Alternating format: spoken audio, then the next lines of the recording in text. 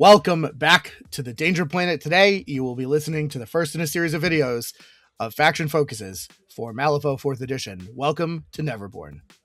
Hours.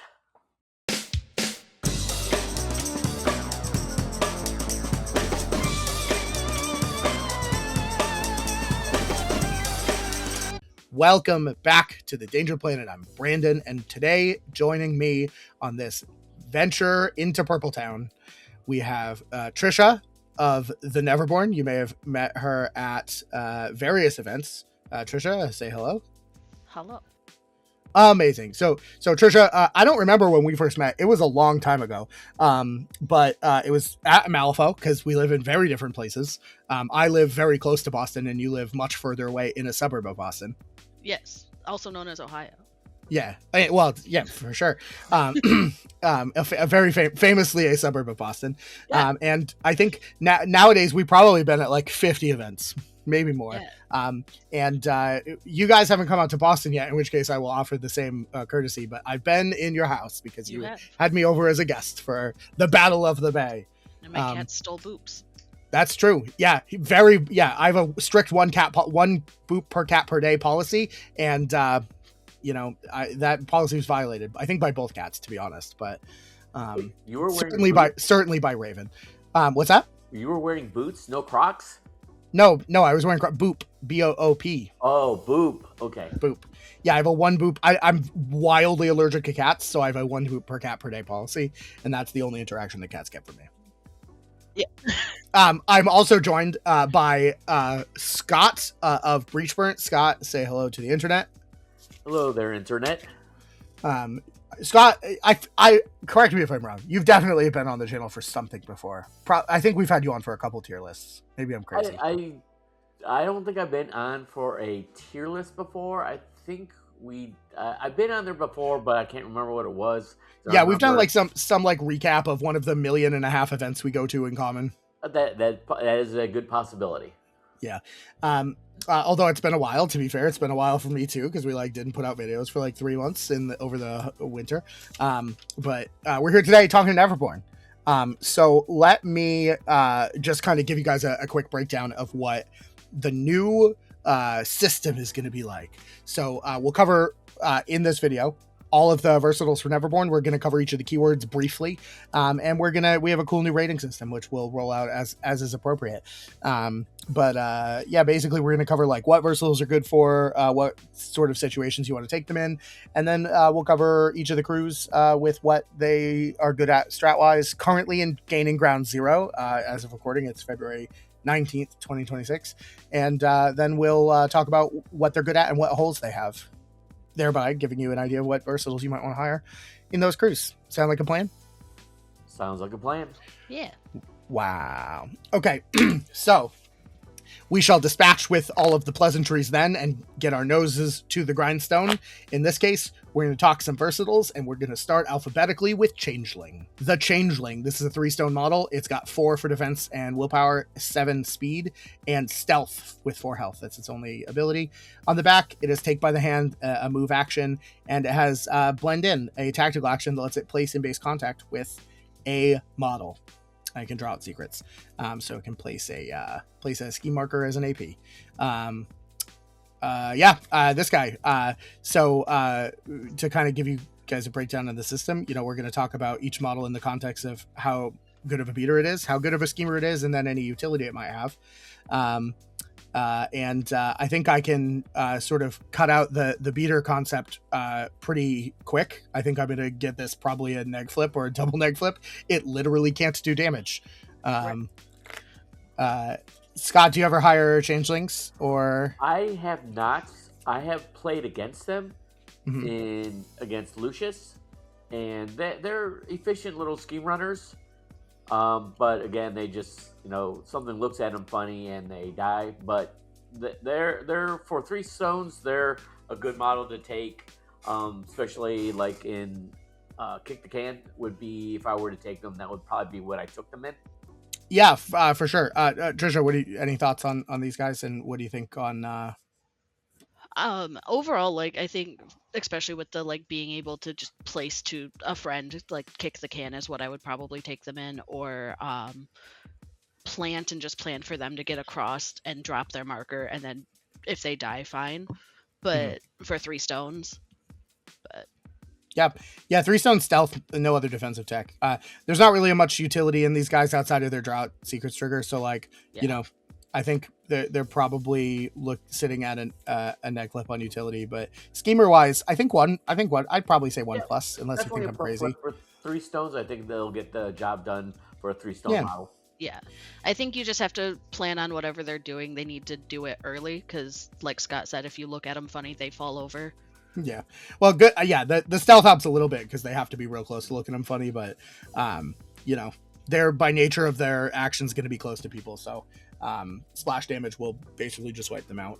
Yeah, and I think there's another 3-stone versatile that I would probably take before I take a changeling. There might be, in fact, multiple. Several, you might say.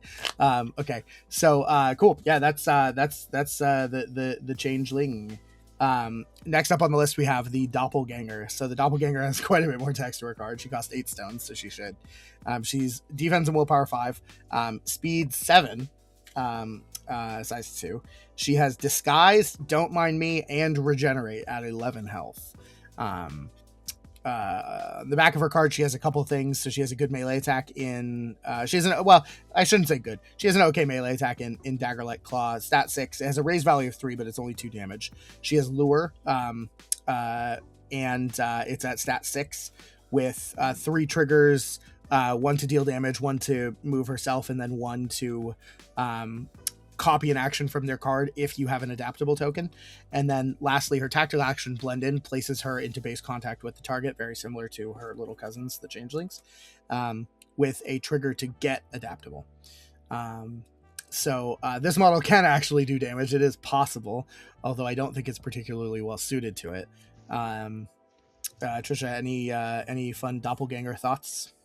I have a list that I want to play Doppelganger in, and it's just an oops all lures list. Ooh, okay. Yeah, just luring people left and right. I mean, I feel like Informants is probably particularly where that would shine, but... Yeah. But I haven't actually put most of the versatiles on the table yet, because I'm in keyword peasant. Well, 4th edition just lends itself so much to playing in keyword now. Yeah. Compared to 3rd edition, right? What with all the crew cards, so that's not super surprising. But yeah, she's one that I definitely want to get on the table because of the lure and the blend in. So being able to just move people around and jump across the table to scheme, both are very good. Yeah. Scott, what do you think about the Doppelgangers? I really rate Doppelganger. I take her in a lot of my Dreamer lists. They match up well with Insidious Madnesses, helping each other to leapfrog across the table for the schemier strategies. So yeah, I really rate her. Definitely, I would give her a double plus on the scheming and even a little bit of a plus on the utilities, because she can, if you need to get models out of position, move your models in position, and probably in a neutral, neither a plus or minus on attacking. If she's attacking something, something's going wrong. Yeah, I think on the beater bit, I think an egg flip all the way. Definitely utility. Like lore is a hell of a drug. I think there are few abilities as much as there are that are like super utility movement based. So definitely a plus flip, if not a double plus flip on that. I guess it's just one, so a single plus seems fine. And then plus or double plus schemer. I completely agree. Yeah, and like she's even got some extra utility with the defensive tech, right? Don't mind me means she can't be trapped down. Disguised means she can't be charged, and like a lot of really heavy like murder machines, especially early, come in through a charge first and then start doing their damage afterwards. And if you can't charge them, you can't do it. You know? Yeah. Cool. Typically, I put her out on the wings, whereas most of your beaters tend to go towards the middle of the board. So even if they want to get to her, like you said, they're going to have to be charging out there or get out of position. And she's just, And like, oh, you didn't kill me? Oh, that's cute. I'm just going to blend into something and run away from me with my speed 7. Yeah. Well, and Don't Mind Me is also just so good. Yes. With all the scheme marker schemes right now. Yeah. I often find myself minding her, I'm just saying. Mind her a lot. I likely will make that joke every time we talk about Don't Mind Me, so strap in. We get a lot of models left to talk about. But let's hop over to your friend and mine, the Hooded Rider. The Hooded Rider is an 11 stone model because riders cost 11 stones. They are defense 6, willpower 7, speed 8, and this guy's size 3, just like the other ones. 10 health. They have a unique sort of replacement to their ability from 3rd edition that's called Chasing Fate now. So whenever it's dealt damage, you can just drain a stone and you reduce damage equal to the turn number. So turn 1 you reduce 1, turn 4 you reduce 4. Not to a minimum of 0, importantly, so they'll always take 1. They're cumbersome, which means they can't scale, and a lot of people think that just means they can't ever get on buildings, which isn't true. You just have to either pay for it or use an effect to place them. And they cannot be targeted by the actions of friendly models, which means it's probably difficult to place them.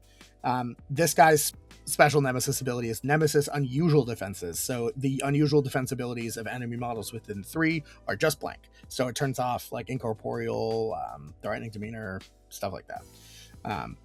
The backside of his cards also pretty crazy. Just like every other rider, they have a Ride With Me action with a trigger. In this case, their trigger is called Clouds Over the Moon, which is the target may declare the interact action, which is pretty crazy. They have their signature ability called Revel in whatever. In this case, it's Revel in Secrets, which lets you, within 4 inches pulse, every enemy model has to basically reveal 1 card in the opposing player's hand, and then you choose one of the revealed cards to make them discard, and then you draw a card. And it has a stone trigger to declare the charge action, ignoring engagement, and the once per activation restriction. So if you've done a charge already, you can do it. And also, I believe that the FAQ has said that you can charge after this. And then his normal melee attack is just a 2-inch 3 damage melee that's stat 6. If it's generated from a charge, it gives out stun, and once per activation, you can deal the damage -1. Oh, Hooded Rider. What do we think, Scott? Have you played Hoodie yet? I have not played the Riders. Mm-hmm. I have played against them when someone took Rusty and brought all of them against me. Sure, yeah. Which was very interesting. But I do want to give them a try, but I just with a certain versatile 10-stone model in our faction, I just don't see the point in getting a Hooded Rider when I can have the other model that we will certainly talk about. Yeah, for sure. Yeah, 11 stones I feel like is just hard to justify, especially when it can't be like interacted with other models in the crew. Yeah. And also the big sort of elephant in the room here, talking about all the versatiles, is none of these models, with the exception of one that we'll talk about later, 2 that we'll talk about later, are going to benefit from the crew card, right? So like the universal synergy of the crew you're playing, this is not there. But this guy takes it a step further.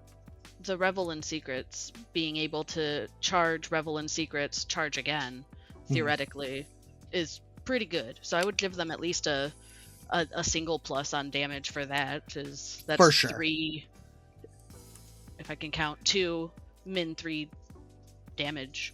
Yeah, I mean, yeah, they can do 3, right? They can. It is theoretically possible, because it ignores all restrictions, that you literally can attack Revel in Secrets to charge attack, right? Yeah. I also don't know if I'm willing to give them a plus flip in scheming, because like the Ride With Me interact is kind of cool, but it is only on a trigger and it makes the other model do it. So like meh. So I think I have to give them an egg flip on scheming. Certainly utility, like they're very fast, they're very mobile, they can bring other models around. So I think I'd like to give them a plus flip there as well. Well, and the Nemesis is very interesting. It's very interesting. There are definitely going to be games where that will be absolutely like just mean that anyone near him is just going to die. And then I think that there are also games where it literally will not be mentioned a single time in the entire game. Yeah, I think you consider bringing him if the opponent has a lot of unusual defense. Yeah. So weirdly, Dreamer. If you're, you know, Yeah. I'm sure there are other keywords for sure. I don't know, Scott. Can you think of any that are like super unusual defensy? Lynch, Not off the Yoko. top of my head. Dreamer's Yeah. definitely the one I think of the most because of all the incorporeal. Yeah. Also, don't. I wanted to mention don't. And terrifying. Oh, yeah, the stunned on the charge. After playing a game here recently where I had my master stunned 3 out of 4 turns when she activated, that is really powerful. Especially to be able to hand it out to potentially 3 different targets. Mhm. So I'm after my recent games here with my master being stunned a lot. I may give the Hooded Rider a try when I maybe see something that I would like to see stunned on a consistent basis. But Yeah. also you have to be careful too is that there's one scheme where you have to be engaging a model of higher cost. Since he's an 11 stone model, masters can do it to you. So Oh yeah, because models without a cost count as their starting health to a cap of 10. Yeah, so masters can engage the riders and count them for. That's so dumb. Oh my god! If you, I mean, should we start a support group for people who have ensnared rider models with their masters before? That's crazy. Yeah, I think you have a lot of rusty players in that group. Oh my gosh, that's so funny. I didn't even think about that. That's nuts. Yeah, so I think our final. Are you in opposition to giving this boyo a plus flip on utility? I feel like we're definitely there. I would say conditional plus flip. I would maybe keep them neutral with. I think I'm avoiding neutral. I think just neutral. I think plus or minus. If you had to pick. Okay. If I had to pick, I'd go plus. Yeah, you heard it here first, folks. Hooded Rider, double plus flip. Let's go. Okay, let's talk about this next model, which is potentially hireable. Only costs 3 stones less, but so Hildegard costs 8. She's originally from the Klause, like the old Neverborn starter box, which isn't that anymore. But this lady has 6 defense, 5 willpower, 11 health, so a lot of health there.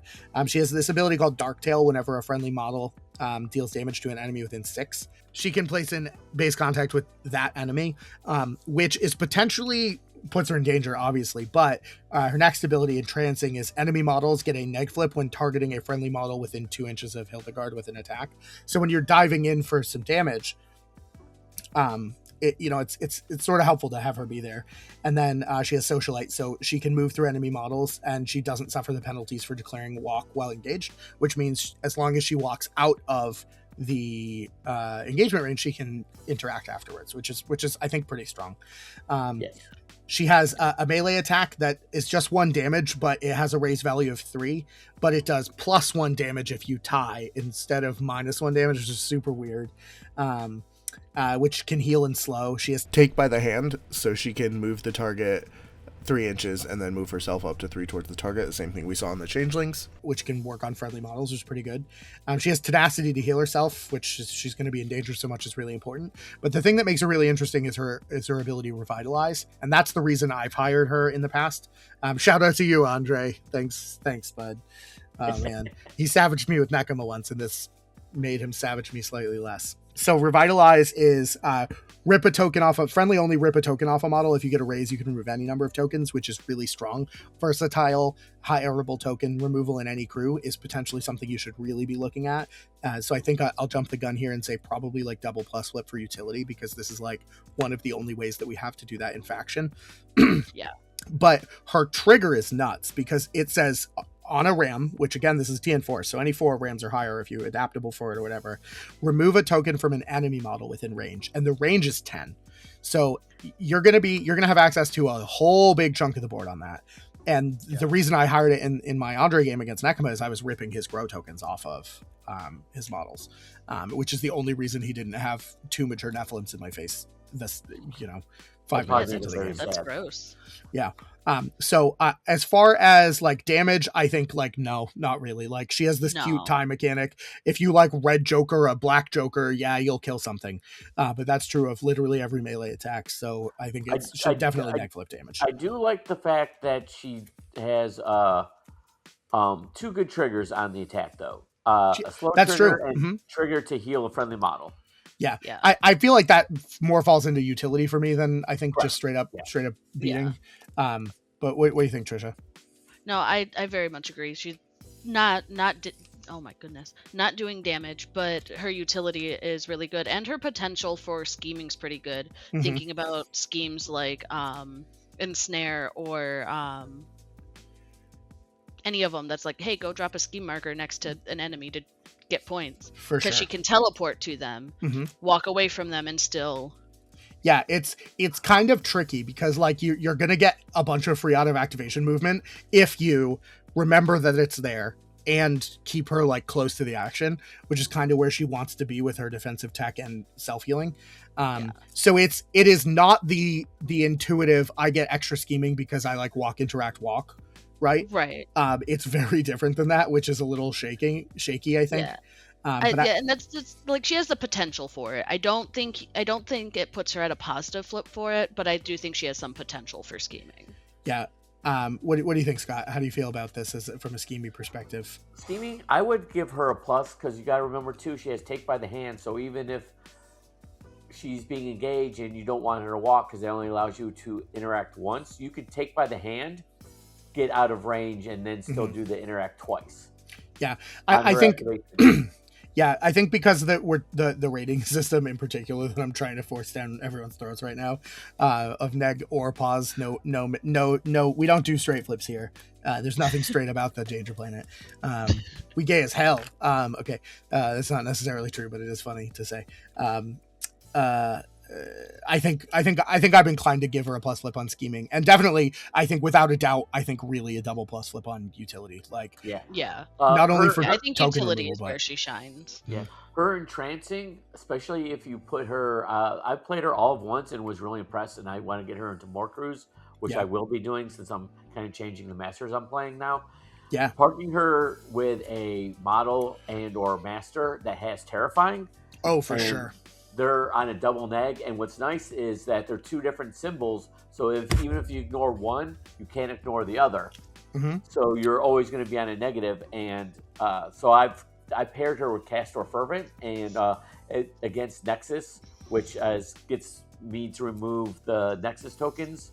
Was quite powerful, and I definitely can see her being in more of my list in the future. I just have to be a little bit more cognizant of what my opponent's taking in if I need token removal. Yep, that makes perfect sense. I like her a lot. All right, Klause Norwood. This guy comes in the same box. I don't know what's happening. We're very phlegmy today. Okay. Is the weather there stupid too? No, it was nice. It was almost 40 today. I mean, I haven't worn pants yet this year, but I extra would have worn shorts today if I wasn't already doing it. I'm going to future brand and keep that part in. I want the internet to know. Okay, so Klause is a 7-stone model. He has 9 health. He has disguised again, which is pretty good, and infiltrated. So when he activates, you can choose an enemy scheme marker within 6, make a scheme marker in base contact with it, then remove it. Just free scheme removal, which is pretty strong. He has a melee attack. He has an attack action that's an 8-inch spell. That if it does 2 damage, it's against willpower, and if you get a raise, the opponent gets slowed. And we bring back his like old action / trigger pocket full of personalities. Nowadays, it says choose an ally, declare an action printed on the chosen model stat card targeting the same model that the attack was, ignoring range and line of sight. So you can use your allies' melee attacks away. The trick is, because he's versatile, his allies will be Hildegard if you hire them, as well as maybe the red caps still have Grim, and no other things. So it's not great. I don't know why that's a thing, but okay. And then he has two tactical actions. Information exchange heals the target and moves them 3 towards Klause with the draw out secrets, and instead you can move in any direction. And then he has expanding influence, which is really good for minions. But its allies, which again are just the Grim models, or a friendly minion, move them up to 4 inches towards a friendly model in its line of sight. So it's like almost like a sneaky creep along. It's only TN4. Yeah, I don't know. Scott, can you say positive things about this model? I'm positive I have never taken him in a crew, nor do I see me taking him one in the future. I would give him a plus flip for utility, and then a negative for everything else. He does stuff. I don't know, Trisha, do you have any? Can you say any positive things about this model? Not really. Like he has willpower 6. Yeah, like there's nothing explicitly bad about him. I just feel like there's other things either in the keywords or in versatiles for the around the same cost that does what he's trying to do better. Yeah, I think literally if they took one word off of his card, he would probably skyrocket up to playable. And it's the ally locking the pocket full of personalities that is already a stone trigger that requires you to succeed on a willpower duel. Right. It feels like a lot of hoops to get a not super great action from a red cap. Sure does. Yeah. If they did do that, though, I would think they would need to make it non-master. Like non-master ally, like non-master friendly or something. I think that seems fine. Or hell, you can make it non-unique, and then it has specific use cases in places. Like, I don't know, I agree. Plus flip for utility, but neg flip on beating scheming. So that'll be that.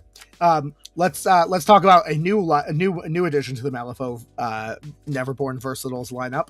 Previously of Titania's keyword Fae, now we have versatile Malisaurus Rex. So this guy costs 9. He's 5 defense, 4 willpower, and big surprise, he doesn't automatically lose the game on the spot if your opponent has an obey. That's a big blow up from 3rd edition. He used to have a fun trigger, which maybe we'll talk about, but he's speed 6, 13 health. That's a lot. He's got Juggernaut.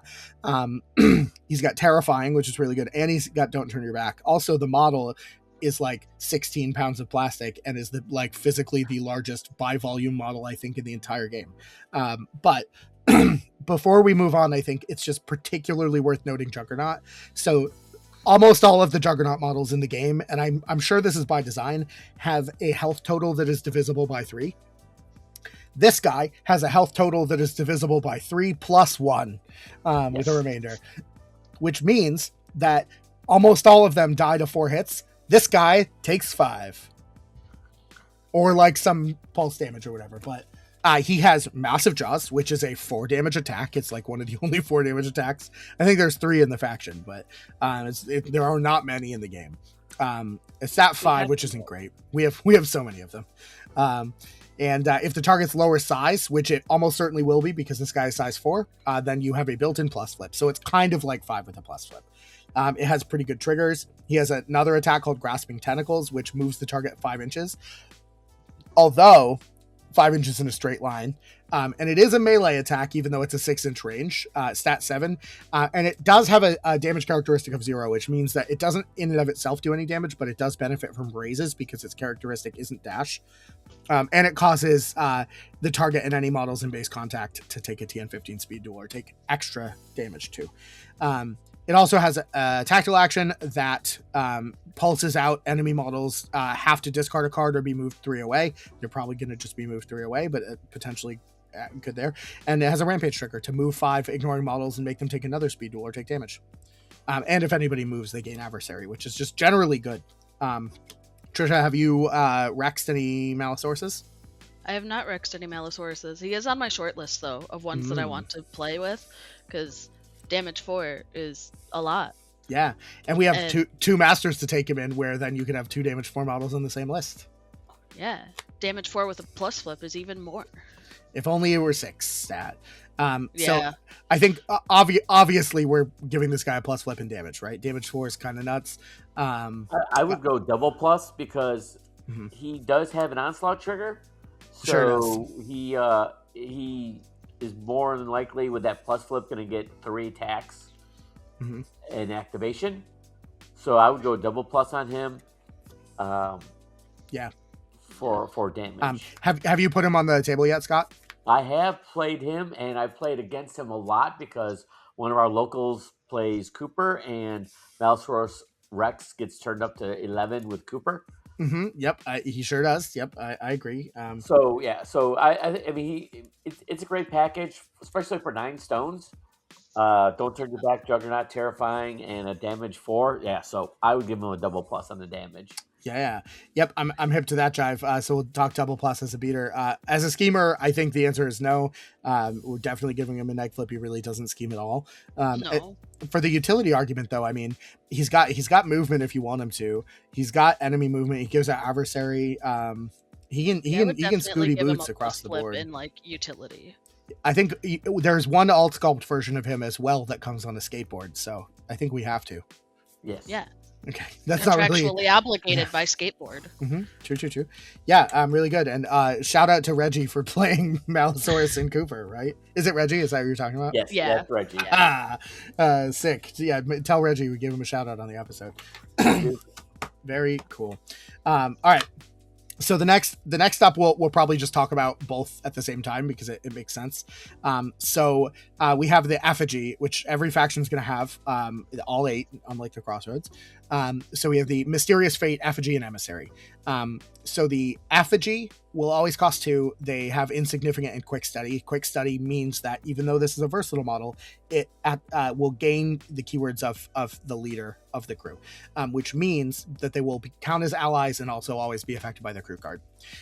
In many cases, when you see an effigy on the field, it's either because people just had 2 points to spend because they had only spent 42 points on the list and didn't want to waste stones, or it is because they have a good crew card signature action to make this guy really shine. Or action, it doesn't have to be signature, but it's better if it is.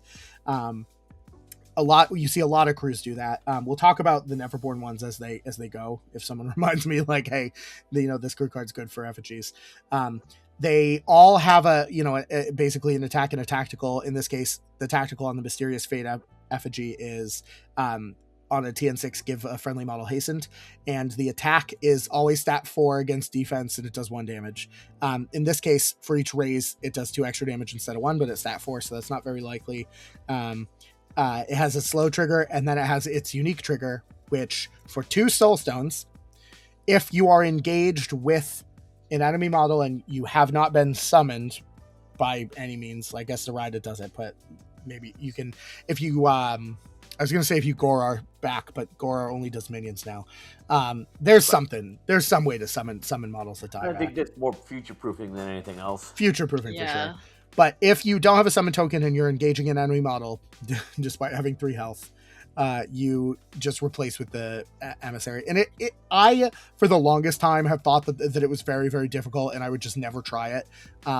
Even in the beta, I didn't. But recently, I've been doing it more and more. I think I've done it. I think I actually did it in both games that I played this week. So, it happens sometimes. When the effigy transforms, he turns into the emissary, which you can just hire if you don't want to go through the hoops and stuff, but he costs quite a bit more, so he costs 8 stones. He's got 5s for defense and willpower, 6 speed, and we have 11 health. He has quick study, just like the little guy, and they all the emissaries have the tempting fate ability, so when a friendly master is killed, you can spend 2 stones to deal 4 irreducible damage to the emissary and then heal the master 4. So that's potentially very good, although very, very expensive if you've already upgraded him from the effigy. And then this guy has a specific friendly models within 2 inches have cover, which means they just take 1 less damage period to a minimum of 0. Unless something ignores cover, of which there are fewer things. He has a ranged attack that's 7 versus speed that gets plus flips if the target's 4 or more inches away. It only does 2 damage base, but it has good triggers. Quicksand to potentially pulse out staggered, pulled here and there to move the effigy, emissary, or the enemy, or drink blood to heal himself. And then he has a tactical action called Quaking Soil that targets any friendly model within 3, places them within 3 of their current location, and can either give it adaptable or choose an enemy model that's within range and make them take a speed duel, or you get to place them as well. So maybe not as fancy as he used to be, but Scott, what do you think about that emissary effigy combo? I like them. I like them more now than I did when I saw them in beta and at the Hmm. beginning of the release. That turning the effigy into an emissary, that's so much fun. It's like, oh, here we go. Bam! Here's my big tree. Deal with it. I Yeah, do wish the effigy still had lure because that was kind of nice to have. it sure was. I do like the hasten token is really good. I recently put hasten token on Killjoy, and a speed 8 Killjoy is a thing to be reckoned with. Hmm. So That's I would give terrifying. the effigy plus in utility and negative in everything else. Yeah. The Yeah. emissary, I do like him. He not as much as I did in third edition. Yep. Sure. There has been a couple times I keep forgetting about the tempting fate thing where I could have saved my master and I just forgot about it. Oh yeah. But again, I would say with that cover thing, I would give him a plus in utility, especially since I like to take him in Euripides' old One Eye. So Yeah. giving out staggered to models, then he tries to avalanche them, which is against their speed, makes it that much easier.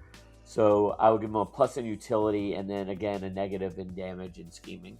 Yeah. Any divergence from that or any other emissary effigy talk, Trisha? No. I do like the effigy for 2 stones. Just if all it does is put out hastened Mhm. and then dies, I'm pretty happy.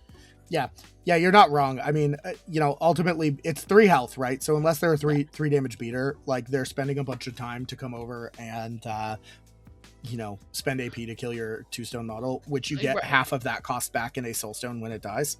Yeah. So like there's not a lot of downside to just doing that. At the worst case scenario, if it turn 1 does a crew card action, or turn 1 does something somewhat useful, give someone hastened. I hastened a Rugaru in my Titania game earlier today, and then charged it 10 inches, I think, right? Because it's base 6 +2 for rush +2 for hastened. Oh, it's That's that's base. disgusting. Ruguru are base 7. Oh, 7, sorry, 11 inches. Yeah. Yeah. Yep. Yeah. It was pretty cracked. But yeah, I definitely agree with Negflip. I wish we could give the effigy or the emissary a plus flip in damage. I really do, but he just does 2. It's not good. Plus flips are good, but it's not. You're not gonna. It's not spell, only so you can't just get raises. but it's magic. So Yeah. unless you're facing against Incorporeal, you're as many people have noted that unless there's something in the text that says I get this benefit from getting a raise, it sucks to flip that red joker on a magic attack and you get no bonuses from all the raises you're generating. Yeah. And I think the utility, especially during the early phases, just giving everyone near him cover, and also he by in and of itself is a model that is friendly to him, so he will always have cover. So it's kind of like armor, but even then, like, I don't know, if he were more damagey or more schemy, I think I'd be much happier. But let's talk the last Grim model. These little boyos, the red caps. I wish we were still in the days where we didn't have this model physically released yet, because the Puppet Wars Executioners are literally the perfect model to proxy these, and that's what I used. I still like them, but I have the red caps now. So red caps cost 3. They have 5 defense, 4 willpower, 3 health. They have Expert Climber, Terrifying, and the Twisted ability. Twisted is when they target an enemy with 1 or more tokens, they just add rams. And then if we look on their backside, they have a tactical action to give out an impact token, which is just an extra damage when you connect, and the huge sickle, which is a 2-inch range, which is great because these guys are so tiny. 2 damage attack. It's only stat 4, but you do get to build in a ram for swirling blades, which is enemy models within 1 of this model other than the target are dealt 1 damage, and then they can also slow, and after failing, get +2 skill to something. They cost 3. They don't have a signature action, obviously, but they're speed 7 with Expert Climber, which is muy bueno, chef's kiss. Yes, absolutely. Scott, what do you think about these boyos? Red caps. I have played them several times in my Dreamer crew, and I give them a plus in the scheming. And when you look at them, you're kind of thinking, 3 wounds. why I particularly like them in my Dreamer crew is that Dreamer brings a lot of terrifying. And when I bring 2 more red caps, that's 2 more terrifying models. And the more terrifying you have in a crew, the better terrifying is, as long as they obviously don't have any ruthless. Because having 1 terrifying model is it's just a pain in the butt, kind of. But when you have 6 of them, then you're talking that is loads of having to cheat into models that you, like a red cap, you don't want to cheat into it because it's, a 3-stone model. So definitely I'd give it a plus in scheming. And for a 3-stone model, I'm going to give it a plus in damage and negative in utility. Only because it's a 3-stone model. It has a base 2 damage with a potential for building in the ram trigger. Yeah. And the flow trigger is nothing to laugh about when you're talking about a 3-stone model. Sure. Yeah, I mean, for 3, I will say I feel like the expert climber and the terrifying both more are utility bits than they are anything else.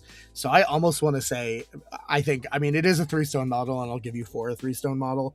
Being able to deal 2 damage is cool, but I don't think I could justify a plus flip in damage. But I do think for utility and scheming, the expert climber I think really is super helpful. Oh yeah. Well, what do you think? What do you think, Trisha? Sorry, I didn't mean to cut you off. No, you're good. I think for a 3-stone model, I have to agree with Scott that it does do, compared to other 3-stone models, 2 damage is pretty good. Sure. Yeah. Yeah, fair enough. And then I would also give it a plus flip in the utility, just being able to be more survivable because people don't want to put a ton of resources into killing a 3-stone model, and having it with terrifying and the expert climber to just, I'm going over there now. Goodbye. Yeah. I certainly, within the context of crews that make you spend more resources, terrifying is super good. For 3 stones, and again within the context of 3 stones, I'm happy to give this a single plus flip in all 3 categories, and we'll call it a day, because we have to save some plus flips for the next model that we're going to talk about. Should we just go all the plus flips and move on? Yeah, I mean, look, we can. I don't even know if I need to talk about this, but we'll just cover it real quick. So, Syzygy Sisters, she costs 10. She has 6 health, 6 defense, willpower, 13 health. She has lore, a ranged key marker dropping ability, and a move a friendly model, which can be herself, give them focus and heal them. And that's just what's printed on her card. Her 2 upgrades give her the ability to have a customizable defensive tech, either against melee or ranged, a trigger on the ranged scheme marker dropping that removes either all schemes within one or all non-scheme markers within one, which is obviously not strategy with a huge which is a huge deal, and both of which give her an attack that is damage 3, good statted, good triggers, in the melee attack, great triggers with mutilate and burst of speed, and also, to be honest, the range attack, great triggers with arc. The big kicker though is that any of the abilities printed on her card or printed on her crew, her upgrade, are at her choice, one of them per activation, a signature action.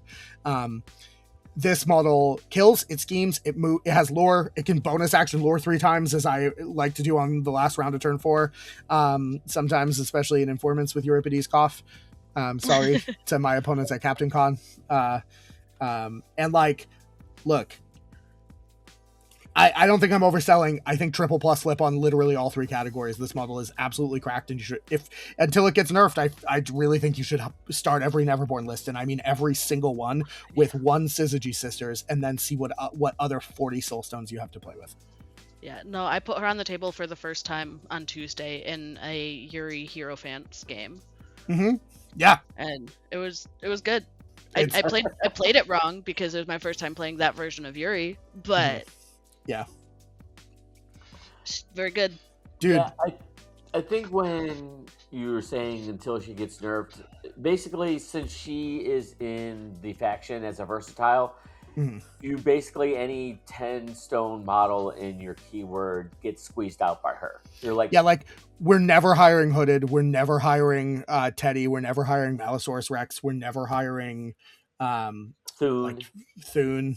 Yeah. Literally. This as somebody who has played Euripides like in almost every round of the last like I don't know 12 to 15 tournament rounds I played in competitive Malifaux tournaments in 4th edition, I can tell you every time I was like, should I hire Thune? I'm like, no, I'll hire the Syzygy Sisters instead because it does everything better without getting any of the bonuses of the group card. She's. I mean, one turn she's killing 3 models, and the next turn she's scoring you 3 points by putting out ski markers and getting rid of your opponent's ski markers. So it's that good. And the I think a lot of people, obviously, for reasons, that typically go with the melee option on her crew card. But if you got someone hiding, let's say, an effigy in their backfield, that arc on the range attack, I don't know how many effigies I have killed with that. I was like, I'll shoot your model, and then I'll arc, and then I'll shoot your effigy, and your effigy is now dead. Yeah, 8 inches. So 8 inches from the Syzygy Sisters, plus the enemy the model you're attacking is base size, plus another 8 inches for arc.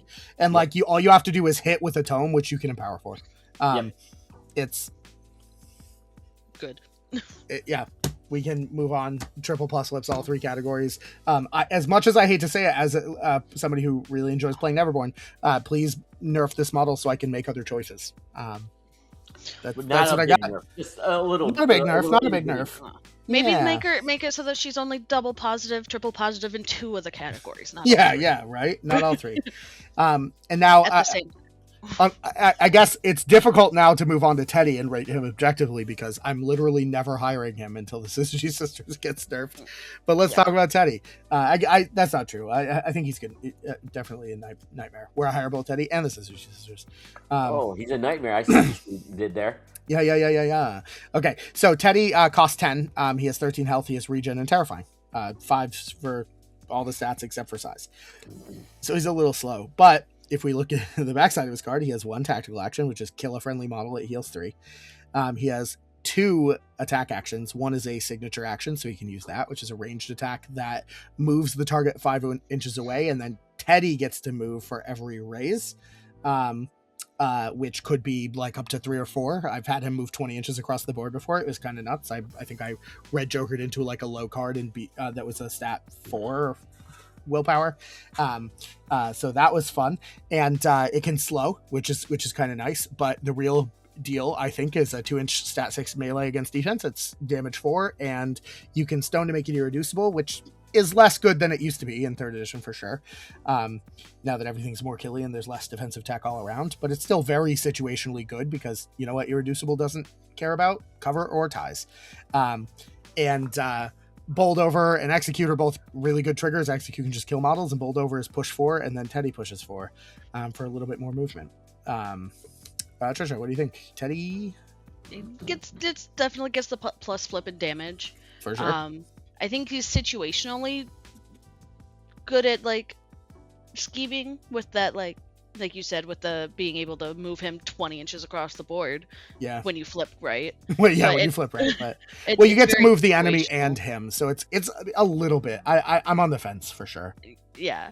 But yeah, mostly just the plus flips and the damage.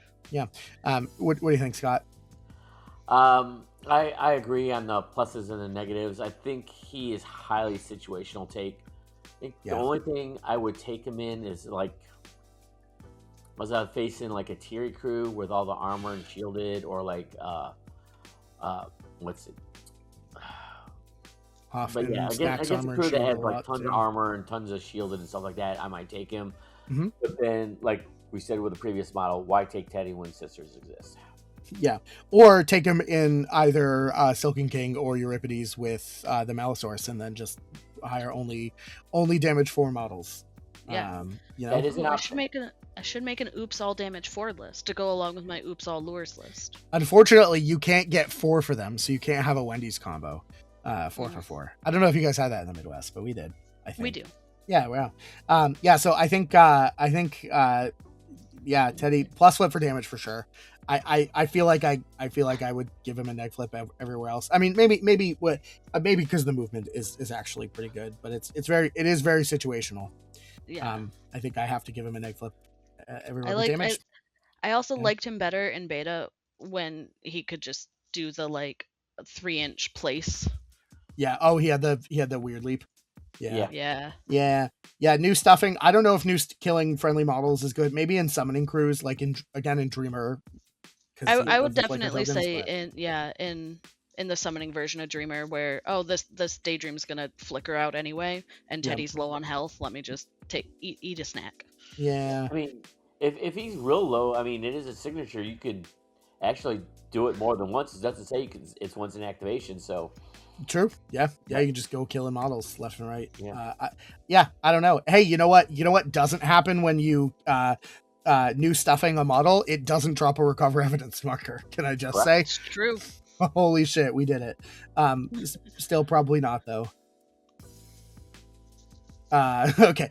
So let's So let's talk Vasilisa. So Vasilisa is an 8 stone, versatile. She has 6 defense and willpower, 5 speed, so again a little slow. She has armor, which is nice, and she has tangled threads. So when she activates, you can drain a stone, and if you do, every enemy that is within 1 of her or 1 friendly wicked doll in line of sight gains a staggered token. I will interpret this liberally to mean that if they're within 1 inch of her or a wicked doll. I do not interpret this, and I will never rule it that if you are within 1 inch of 2 wicked dolls, you do not get staggered. That's dumb. Yeah. Maybe there's an argument in the English language for it, but I will not hear it. She has 10 health. Okay. So she has needle and thread, which is the same action that she's always had, but this time around in 4th edition Malifaux, it is a 1 inch melee or an 8 inch spell, and she gets a plus flip if she's targeting staggered models. It's stat 6, it does 2 damage, and you can rip a staggered token from the target to do plus 2 damage. You can stagger them, or you can make remains markers. She has Careful Assembly, which is target a remains marker, summon a wicked doll in base contact with it, and then rip the remains marker away. And then she has Healing Energy, which is really good healing effect. It's TN4, which isn't great, but it's target heals 2 and then an additional 2 for each raise. So on a 4 it's 2, but on a 9 it is 4, and on a red joker it is 8. 8 because it's because it's 14, so you have 2 base raises and then an additional raise. You can't heal 6 with it. You can only heal 2, 4, or 8, which is why it's kind of weird. But if it were 3, it'd be 1 more in the last 2. I don't know. Have you, Trisha, have you gotten Vasilisa to the table? I have not. She's not even like been near the list of things I want to put on the table. Same. Like making wicked dolls and handing out staggered could potentially be good in like Yuri, where he's targeting speed with his avalanche. But sure, yeah, but I mean at the same time, Yuri can just punch people for 4 damage. Right, exactly. Multiple times. I don't know. Like avalanche is good, but I don't know if it justifies this. She theoretically within her comboing kit stuff maybe could argue a plus flip in damage, and she summons models as an 8 stone model that are like very schemy but don't have a way to drop scheme markers if they're summoned because they're not allowed to take the interact action. So like maybe there's some argument for utility, but I don't know. Scott, you think either are justifiable?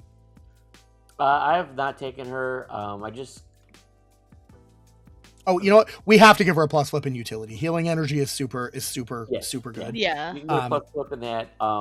She does have a lot of utility, just none that I want. Yeah, sure. Yeah. You're not wrong. I can't justify the 8 stones when there's so much out there that at 8 stones that's better than her, even in the versatile category. I would take a Hildegard way before I take a Vasilisa. For sure. Yeah. And can I just say this model is garbage and unhireable because Vasilisa and the Wicked Doll lost the puppet. Now characteristic. It's no longer a keyword. It's a characteristic now, and they don't even have it. Yep. That's rude. Wow. All right. Well, let's talk the next one, Wicked Doll, the models that she summons. This is a 3-cost model that has 4 defense and willpower, 6 speed, has stealth and don't turn your back, which are both very good abilities. It has 3 health, so it's probably going to die to a stiff breeze. But it has kind of a smaller version of Vasilisa's attack, Wicked Stitching. It gets a plus flip when it's targeting staggered things, but it's only skill 4. It does 2 damage and doesn't have the ability to do extra damage by ripping staggered. It can just do staggered and make remains. And then it has a spell that if this model is at elevation 2 or higher, it gets 12 inches instead of 6 inches range. And it is target gains an adversary token, and then for each raise, move the target up to 2. And it has knock aside, so you can move the target up to 3. So, like, that's weird. It's like a movement thing. But like, you know, do we want to be moving them into me so that I can, you know, do things? Do we want, I mean, maybe it's good for like things like make it look like an accident. I don't know. But for 3 models, like, you know, there's only so bad that a stealth don't turn your back model can be. Right.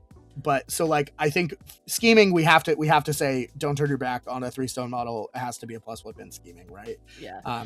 It doesn't do damage. I don't know about its utility. Sinister Puppeteer is a weird action that's very terrain situational. Yeah, that's weird, but I think make it look like an accident is like the only well, thing like you take it for, but then you strats have to be and at positioning, and you know, yeah. But like, then if you're at height 2, then you're at like a target for make it look like an accident. that's true. Yeah, yep. It's very double-edged sword. Make it look like an accident. Remembering that these guys have don't turn your back did just remind me of one situation I can see taking Vasilisa in. Mm-hmm. You take Vasilisa and Delirium and just summon 6 don't turn your back models and go engage everything. It's an awful plan, but it does sound fun. Yeah. Yeah, like, you know, if you want your opponent to not turn their back, that's a way to do it. Yeah. Yeah. Scott, do you have anything else, anything positive to say about Wicked Dolls? I don't know. No, just what you guys said, I totally agree with. Although now I do want to try that and summon. Oops, all don't turn your back. Models. Yeah, I do want to try that now. Yeah. But I yeah, mean, that is only.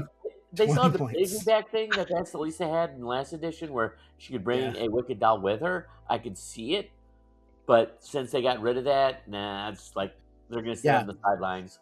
Okay, hear me out. In any crew, if you out of keyword hire the tree, Delirium, Vasilisa's a versatile, and like something else and Ithana, then you can every turn make a remains, dupe it multiple times, make multiple Wicked Dolls, summon 2 delirious thralls, and then like you guarantee for only the every model you can hire, you can theoretically guarantee 5 don't turn your back models every turn, at least, maybe 6. Perfect. Wow. Who needs points? Nobody can score points. Yeah. Well, unless you can score points by not interacting, which I don't think you can. Lastly, we'll talk about the only Crossroad 7 model we're going to talk about. Theoretically, Crossroad 7 is a crew you could hire in this faction. We're not going to talk about him here. We're going to talk about him in Arcanists or Thunders, whichever one I shoot first, quite frankly. Maybe we'll talk about them differently in both. But suffice to say, Wrath by himself as a versatile model without a keyword is an 8-stone henchman. He has 6 defense, 4 willpower, just super bad. And he's 11 health. Speed 6, which is fine. He has 2 abilities. One is the thing where he can be chosen as the leader, in which case he gains master, and the crew has to be comprised of exactly all 7 Crossroads models in the Soulstone pool of 6, which is just bad, and you shouldn't do it because you're down like 2 models or like 8 stones worth of model. It's like super dumb. Ask Landon about how that went. Bad stuff happens, but his actual ability on the front of his card is called Mosh Pit, and when an enemy model activates within 6, you can drain a stone. If you do, the enemy must drain a stone, discard a card, or charge controlled by this model, ignoring engagement. Which is cool, but basically it says when an enemy model acts within 6, they either have to discard a card or drain a stone. Because like they're never going to let you just charge with their model unless they don't have a melee attack. Then unless, of course, they have no stones and no cards. Yeah, yep, sure. I agree. That is true. They cannot discard a stone or card if they have no stones or cards. He has 2 attacks. Burst Eardrum, which is a 3-inch melee that does 2 damage. With a raise value of 3, which is kind of crappy, but it does always give out a Craven token, which is super strong. With Stifle Life and Encore to declare this action again, targeting the same model, which defeats the purpose of giving them a Craven token, because you can't give them 2. Rush the Stage, his ranged willpower duel, is a 12-inch stat 6 against willpower. It makes the target move his speed towards this model, then he has to declare an attack action targeting this model. then this model declares an attack action back against them and likely gives them Craven. But it's like the worst bring it, because I mean it's like the best bring it, because not only do you bring it, but you also get Tony's built-in attack, but it's a bad attack, so yeah. And then he has a antagonizing the crowd tactical, which heals himself for each non-peon enemy within range 2 health. And then there's a trigger to place into base contact with one of them and draw a card. So kind of a weird model. I have played him, but only as a master, and only in the beta before all their abilities were solidified. I don't know. What do you think? 8 stones, I don't know what you take him with over some of the other 8 stone versatiles. Sure. Outside of the Right. Crossroads crew. Yeah. Okay. For sure. You take in the Crossroads crew, you have to sire him. It's not optional. Yeah. Do you? I don't know, Scott. Do you have you ever hired Wrath? Will you ever hire Wrath? No, I have not hired Wrath. It's actually the only Neverborn model I don't own. Oh, okay. Well, all right. The internet. Get in the comments if you want to donate to the. We're gonna get Scott a Crossroads 7 box, so he can complete his Neverborn collection. Yeah. I actually do kind of like rush the stage a little bit. Now, it's neat. For the fact now, it's going to be kind of situational, because Wrath's scratch is a 3-inch, so he can potentially lure some or rush the stage something in. It can't hit him, but he can hit them. So, Yep. But it's a crappy attack. Uh-huh. For 8 stones. Yeah. Although I do respect it more with the Craven tokens, because at Capcom, I had in my last round of the team tournament against Diesel used Craven tokens quite effectively against me with Envy, because he can get them out at range. But I'm thinking negatives across the board with this dude. Yeah, I think like Craven. If I give him a plus flip for utility for Craven, that's a thing. But am I gonna hire an 8 stone model to charge Craven something, attack something else, bring something else into Craven it? Probably not, but I guess I could. I don't know, Trisha. Giving up a Craven would be better on a ranged attack. Now, if you could rush the stage someone and give them a Craven token, that would be good. You can. That's what it does. Well, no, just rush the stage. Yeah. His signature. Yeah. It does give the target a Craven token if they get within 3 of you and you succeed at the melee. But I'm saying if you just had a 12-inch that just gave out a Craven. Literally no other text. Huge upgrade. I completely agree. It's interesting. I can't in good conscience recommend this model. We'll just neg flip them all. And that concludes the versatiles for Neverborn. Yay! We did it. So let's go over, the factions as a whole. We're going to kind of use the same plus flip, neg flip system for these guys.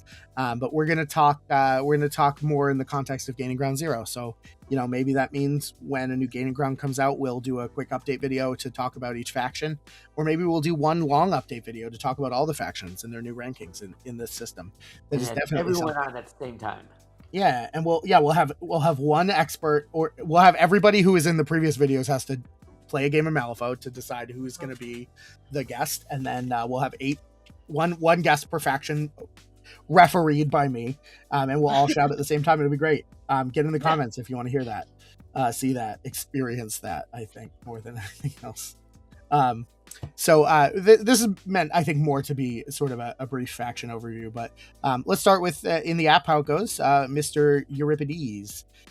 So there are 2 versions of Euripides. We have Frostbitten Prophecy Hierophant Euripides, which has a tactical action to move friendly models, an ability to, when the size 3 models are killed, drain a stone, and then either draw and discard, or if you drained the stone, draw 2 and discard 1. And the probably the most important thing on this card, all the 3 size or greater models that are allies, or have the keyword, I should say, count as 2 models instead of 1 for schemes and strategies, which is a huge deal. the master himself, he has a lot of utility and movement shenanigans. The other Euripides, of course, has kind of the opposite, where he has an attack action that moves enemy models. He has an ability called Hepatomancy that lets him spend a bunch of soul stones to guess what to make the opposing player name their currently selected scheme, which is weird and something I've never done. And the size 3 models in this get bullet or magic damage reduction and can drain a stone when they activate to give out numb. That Euripides, of course, is significantly more damagey. He's got a 4 damage melee attack that he can do 4 times around. And his totem comes with move and murder, as opposed to the first Euripides totem that comes with Arcane Reservoir. So having 8 cards on Tuesday was wild. Yeah, 8 cards is a hell of a drug. But in the process of talking about the strats, like do either of these Euripides, excel at informants? I think that's the case. I think honestly this probably might be within the scheme of this situation. Informants might be the triple plus flip, the only one that we award for strats. Euripides Hierophant just flat out counts as 2 models for all of his things and wins informants. It's the only time I think I've ever meaningfully lost a game that wasn't against Andre on Euripides Informants was against Scott, who is also on Euripides Hierophant in Informants. Yeah, that was a brain drain of a game if I've ever had one. That was so crazy. I don't even know. My gosh. So Euripides Hierophant, I think we can definitely give a triple plus flip for informants. Euripides Old One Eye, on the other hand, I think we can give definitely a plus flip on recover evidence. Correct. I would go so far as to say double plus flips on recover evidence. Yeah. Because he, with his signature on his crew card plus his avalanche, and you're probably bringing sisters with him because of lure, there's a lot of ways you can isolate a model and just bring it in and not have to really move up the field too much, other than for whatever schemes may be in the pool. Yeah. So yep, that's fair. Boundary dispute, I think it's pretty easy to say that Euripides Hierophant is gonna get a plus flip with the crew side movement for extra scheming. I don't know if I can say that Euripides Old One Eye is particularly well suited outside of the I can out scheme you by killing your whole crew. I think that, and also you have Gigants and Crookskins and potentially the Sisters. I think all of those make it so that he is at least that's a good point. Yeah. Like I don't think Yuri gets a negative flip in any of the, as like a whole, doesn't get a negative flip in any of the strategies, because Hierophant can do informants, Old One Eye can do recover. They both can do plant and the kick the can because of the other models in the crew. Yeah. And even Garyon have the signature to move themselves. So, obviously you usually don't want to spend a 9-soul model to do your scheming because it wants to punch things, but in a pinch it can. Yeah, but Yuri only has expensive models anyway. Yeah, that's it. Yeah, look, I hire 2 Cyclopses in almost every game, and I think I use them for almost exclusively scheming, even though they have a really strong range 3 gun. I think the keyword as a whole, like, realistically, they super excel at damage, for sure. Yeah. I think easily a double plus flip. Almost every model in the keyword is base 3. Like all the big lads, even the Gigants have a good amount of damage output because they can do the pitch a card to sort of ranged ignore line of sight attack, and I think that I think it's probably worth saying also that due to, like Trisha had mentioned, the Crookskins and the Gigants, I think we're looking at probably a plus flip crew wide for scheming as well. Plus Cyclopses are insanely good at scheming. They can drop scheme markers. They can, range move people. Utility wise, oh, sorry. I was gonna say I am sad that their frozen runes is once per. Yeah, I mean it can't not be. It literally, it's too good. I know. Utility wise, like, the crew does have a lot of movement shenanigans in either flavor.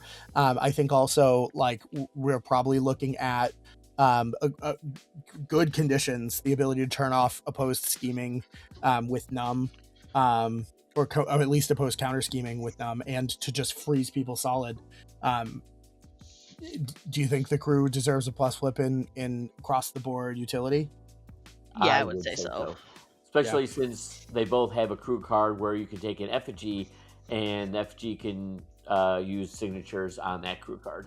And they sure can. And in Hierophant, if you grow your effigy to an emissary, he's keyworded, so now he's another battle fatty that counts for 2. Mm-hmm.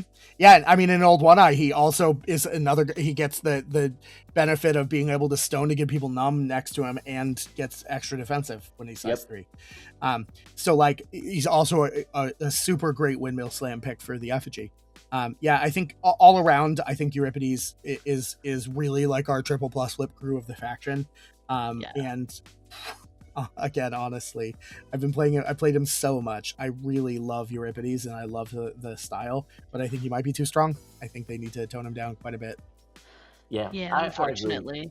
There are models that do things better in the strategies where you need to be scheming, but if you needed to travel someplace and you can only bring one master, you could pack Euripides and not feel bad about it going into any of the 4 strategies.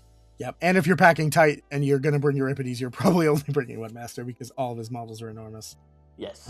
Yes. Well, it's fine. Even the smaller ones have models that extend beyond the bases. Mm-hmm. Yeah, I think my Euripides crew has been to what, like 10 states this year. Yeah, you've been traveling quite a bit. Yeah. Hopefully we keep that up. I will not be bringing my Euripides crew to Milwaukee, but actually, you know what, I will for the 40 Soulstone tournament. We'll talk about that later.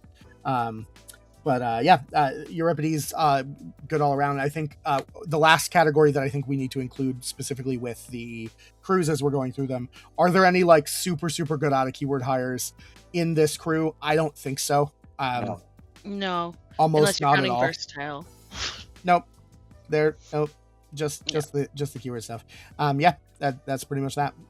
So let's talk Kastore. So Kastore is a little wonky. He the 2 versions of Kastore each have 2 crew cards. So they both will have a crew, like a specific way that they increase their crew card, and then if they play the game the way Kastore wants to play, and then if they stop doing that or the enemy outmaneuvers you, you'll have to pay a cost or downgrade your crew card.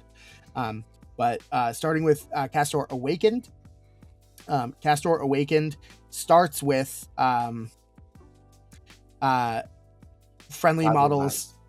It starts with Clouded Mind. Friendly models activating near 3 or more with 3 or more friendly scheme markers in line of sight can spend a stone to upgrade the card.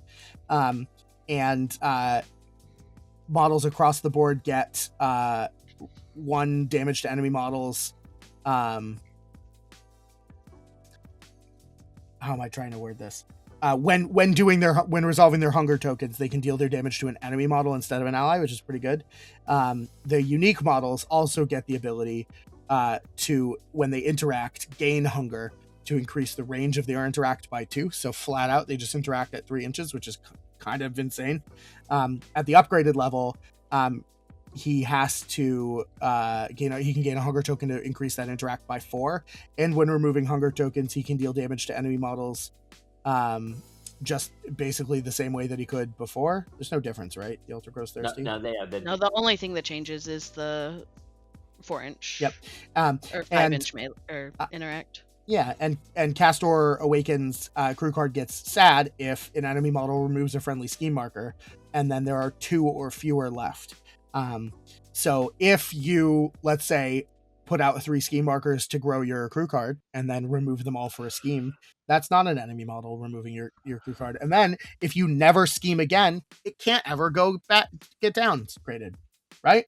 You did it. Right. Kastore Awakened himself, he has some okay damage. His melee attack's high statted and strong. he still retains his unkillable totem Marathene, who lives as long as he does and can't take damage. Who's a very fast sort of lad. Kastore Fervent, on the other hand, is much more of a killie crew.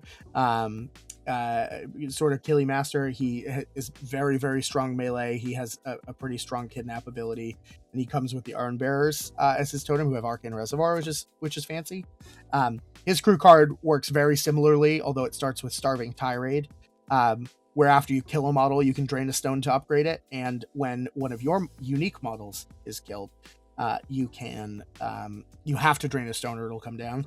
And the crew card itself gives the crew hunger tokens being removed heals them 1, and you can whenever you declare the walk, you can take a hunger token to make that walk a signature action.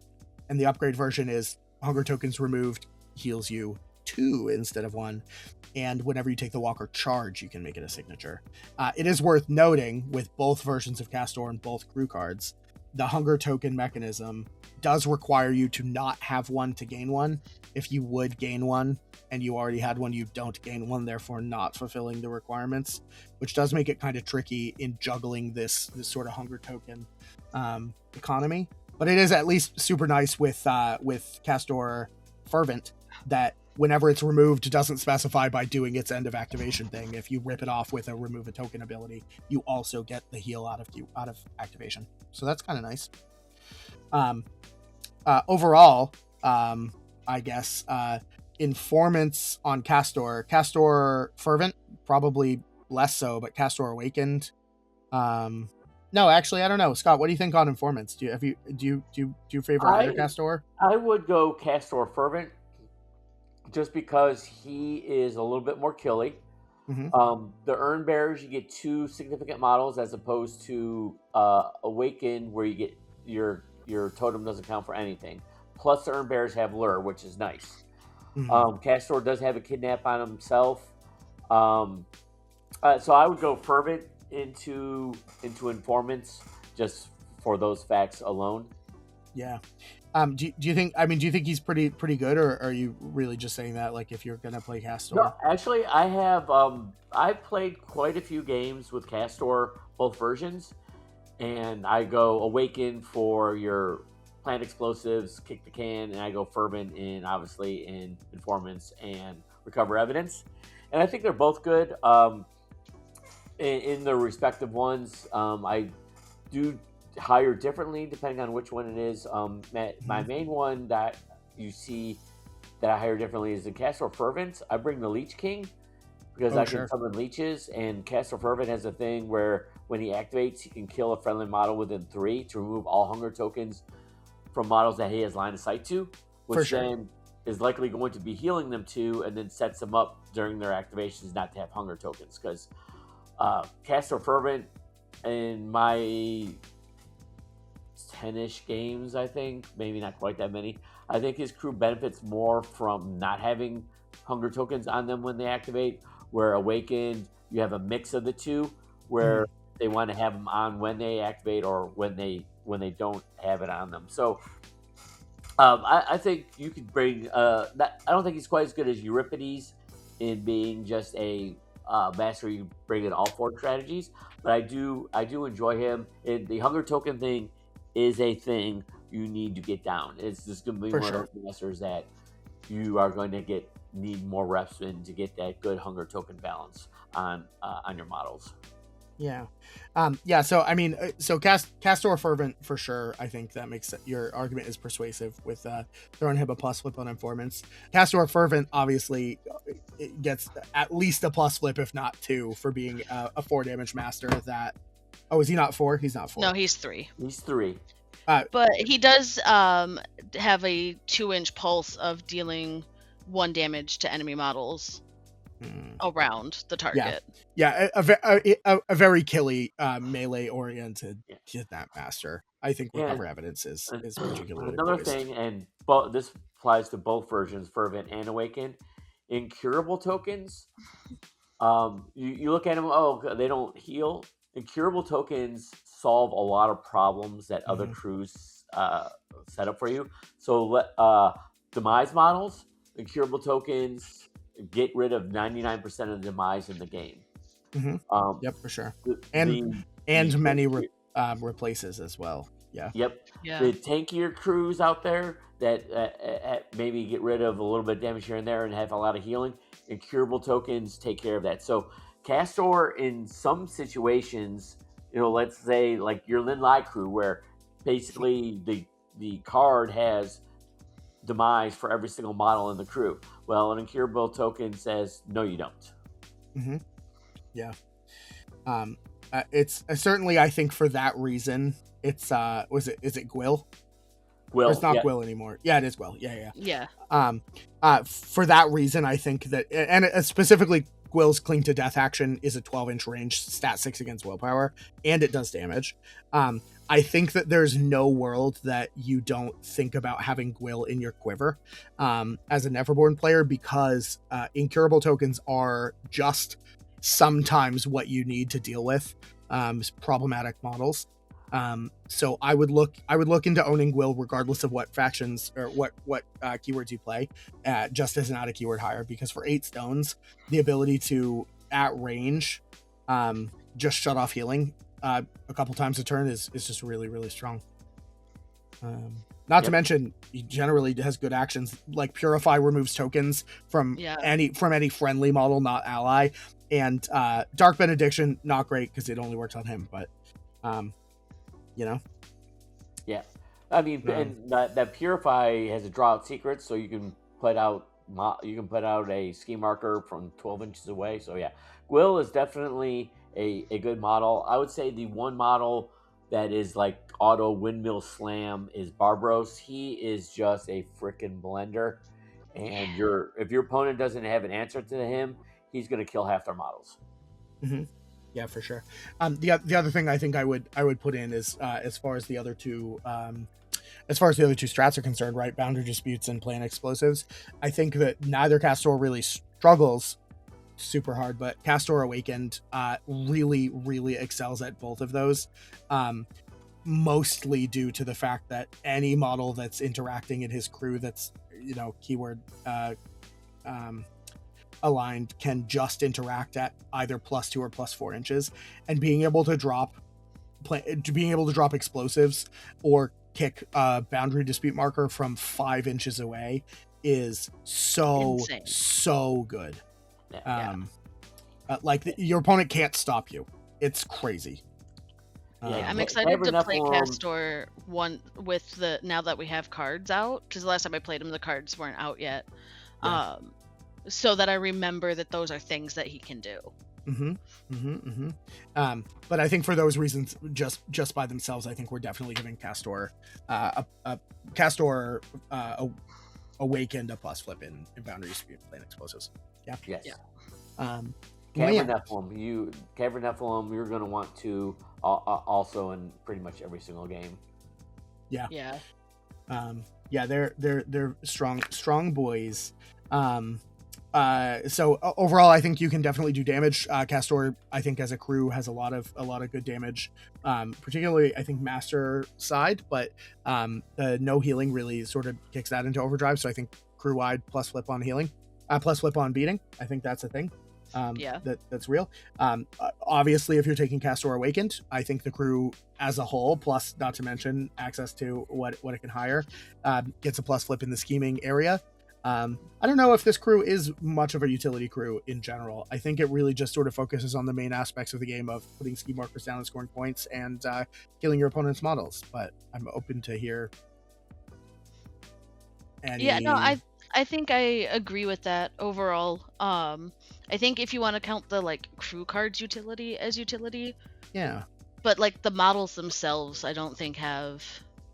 I guess the one argument is that they have the one of the 2 sources of incurable tokens in Neverborn, in the game, and that's pretty strong. I think, or actually no, the only source of incurable tokens in Neverborn, right? I believe that's true. Yes. Yeah, the Leech King is one of the only sources of stunned in the crew. That's what it is.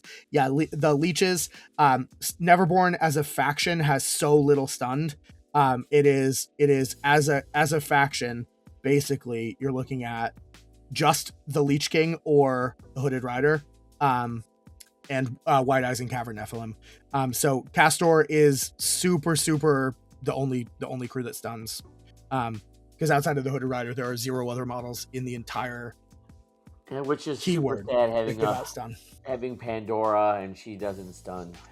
Yeah, I mean, no, it's fine because, you know, as soon as we get Pandora's next model, it'll have the 2nd edition paralyzed condition, so it'll be fine. Yeah, so maybe that is an argument for versatility, but I don't think you're out of keyword hiring it, so probably not. So we're going to decline to give Kastore that plus flip, and instead he will get a negative flip, as is my decree. Yeah. So let's talk the next keyword. So we got Marcus, who leads the Apex keyword. Just kidding. Chimera keyword. Apex. Reggie leads the Apex keyword, right? Oh, yeah. Double shout out.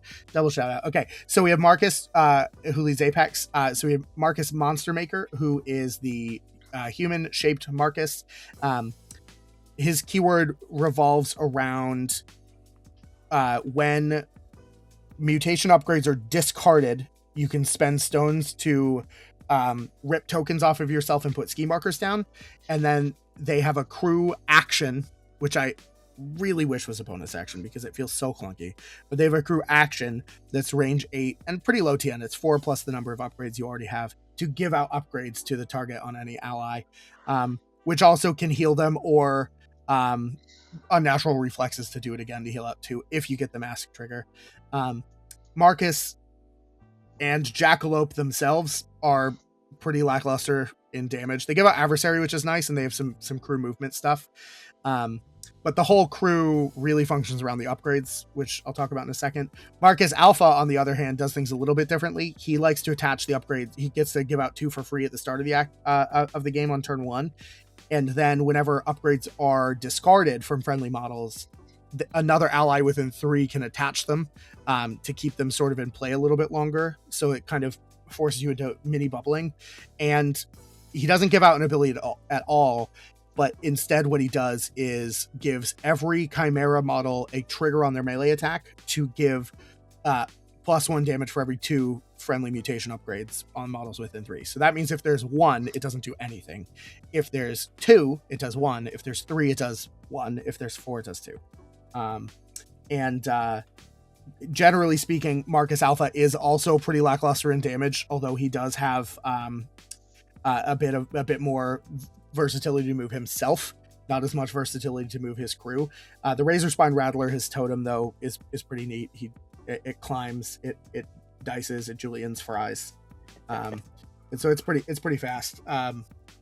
But I think, and I guess Marcus Monster Maker, for what it's worth, does put out a 6-inch aura of severe concealing terrain, which sounds like it's so like if this were an ability in 3rd edition, every tournament would be just Marcus on every table, on both sides, right? I feel like it's that level of crazy, but it's just not anymore. The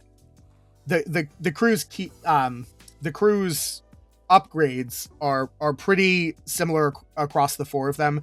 They all have one ability that specifically lets you discard them whenever you are declaring an action, to get a plus flip and add a suit to that action. And after the action's resolved, the upgrade will go away. The 4 upgrades aside from that give out stealth, flight, for armor, or ferocity. Ferocity is a special thing where once per turn, when receiving raises, you can deal 1 irreducible damage to yourself to receive an additional raise. And that's super important because almost all of Marcus's damage is built around raises. Most of the models will have an extra damage on raise, or they'll do raise damage twice, or something along those lines, as well as a crew token that lets you get a raise. But I think that the overall bit of the shuffling the upgrades around or keeping the upgrades multiple times when you pitch them is really dependent on which Marcus version you're playing.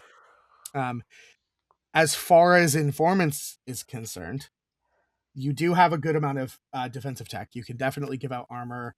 A lot of your models have some defensive abilities, but I don't and you do have some good movement, but Nothing in his crew is particularly sturdy in either flavor of Marcus, so I don't think that I'm inclined to give him a plus flip to informants.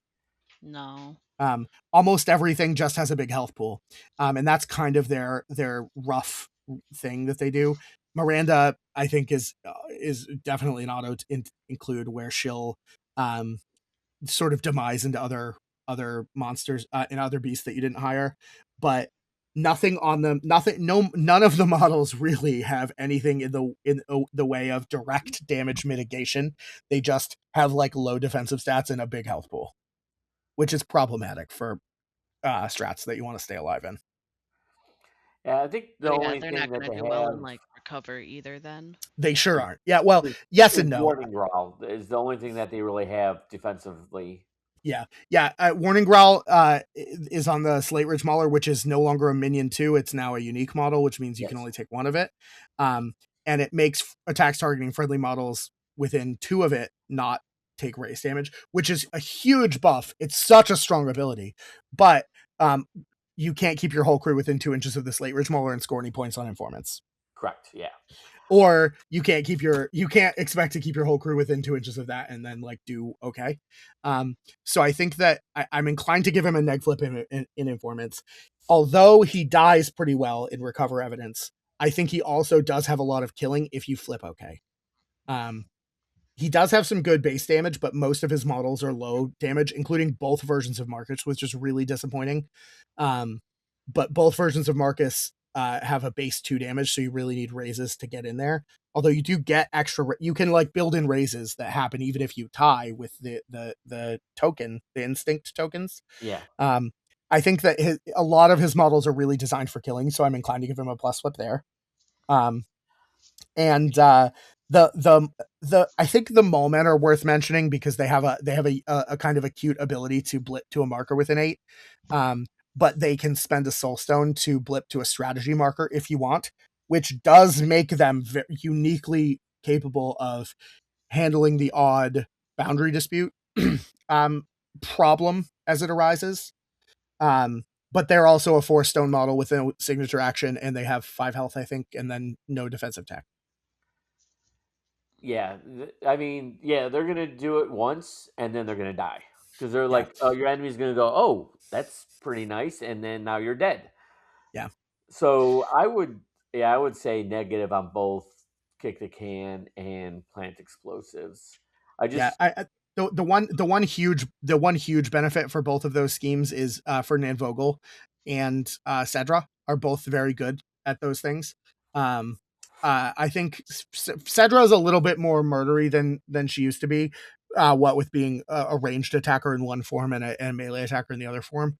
But I think that Ferdinand Vogel sort of stepped into a lot of the scheme potential that Cedra used to have, because the human form of Ferdinand Vogel is just scheme bananas. He does like kind of everything you really want in a schemer, because he has he gets to draw every time he interacts targeting a strat or enemy scheme marker. He has intimidating authority, which means that when he's resisting, if you cheat up, he'll deal damage to the attacker, which isn't so much a damage mitigation, but it is something. He has Ancient Words, which is a really, really good range attack. It's a magic attack that takes damage, and he gives out Impassioned Defense Shielded, which is pretty good, but his Impassioned Defense can draw out secrets, so 8-inch any friendly model to drop a ski marker at range. I think that's worth mentioning, and he's hard to kill because unless you kill him in one chunk, as soon as he activates, he heals 2 and then becomes a crazy werewolf murder machine. But it's also stat 5 with a raise value of 3 if the target has adversary, but if the target doesn't have adversary, it's kind of lackluster. Yeah. I mean, I can see that, but still the fact that if like he's only got 9 wounds, so there's going to be a lot of models out there that can kill him in one activation. Yeah, for sure. And, yeah, you're not wrong. Yeah, and the shape change thing is nice, but then if you're bringing him to do interacting and stuff like that, then he has to change the wolf form to heal. And while the wolf form is nicer typical getting in your face because he's defense 6 as opposed to defense 5 with resilience, then you're losing your interacting guy. So I still think I give him a negative on both plant explosives and kick the can. I tried. I tried. I think that's fair. So literally, I think I'll give him the plus flip on recover evidence, but neg flip on the other 4 strategies right now. Yeah. And I think well, I was gonna say on informants, I know you said we can't be on a straight flip. Oh. But this would be the closest one I think that has a straight flip because he does have Marcus Alpha does have intimidating roar where he can push people off markers. Mm-hmm. And if you bring Kojo, he does have the toss, which is nice. Yeah. Marcus Monster Maker also is a 6-inch severe aura, which can really mess up some crews. Yeah. So, the only problem is all of his modules are kind of fragile. Yeah. So yeah, I maybe I'll find it in my heart to give Marcus a plus flip on informants and recover, but a neg flip on boundary and plant explosives. Hiring 3 Moment for 12 points doesn't seem like the worst plan for scheming, but I think we need to give him a plus flip for beating. The whole crew is designed around damage. He has a lot of models that do damage, and that's like their main gimmick.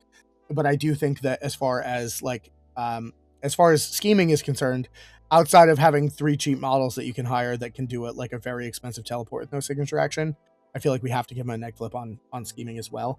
And then utility, he does stuff. The upgrades are neat, but I don't think any of the upgrades are particularly powerful. This feels kind of like how we ranked Vasilisa, where she has utility. Yeah. Like the crew has utility. Is it just what you want it to be? No, not really. On the upgrades, is the juice worth the squeeze?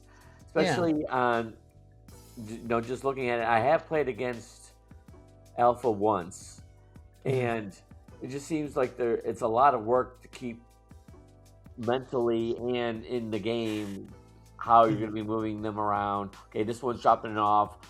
Drop model within 3 inches. I can do, or whatever the case may be. Yeah, it seems like a lot more work, both mentally, like if you're in a tournament or something like that, and in the game for not a lot of benefit.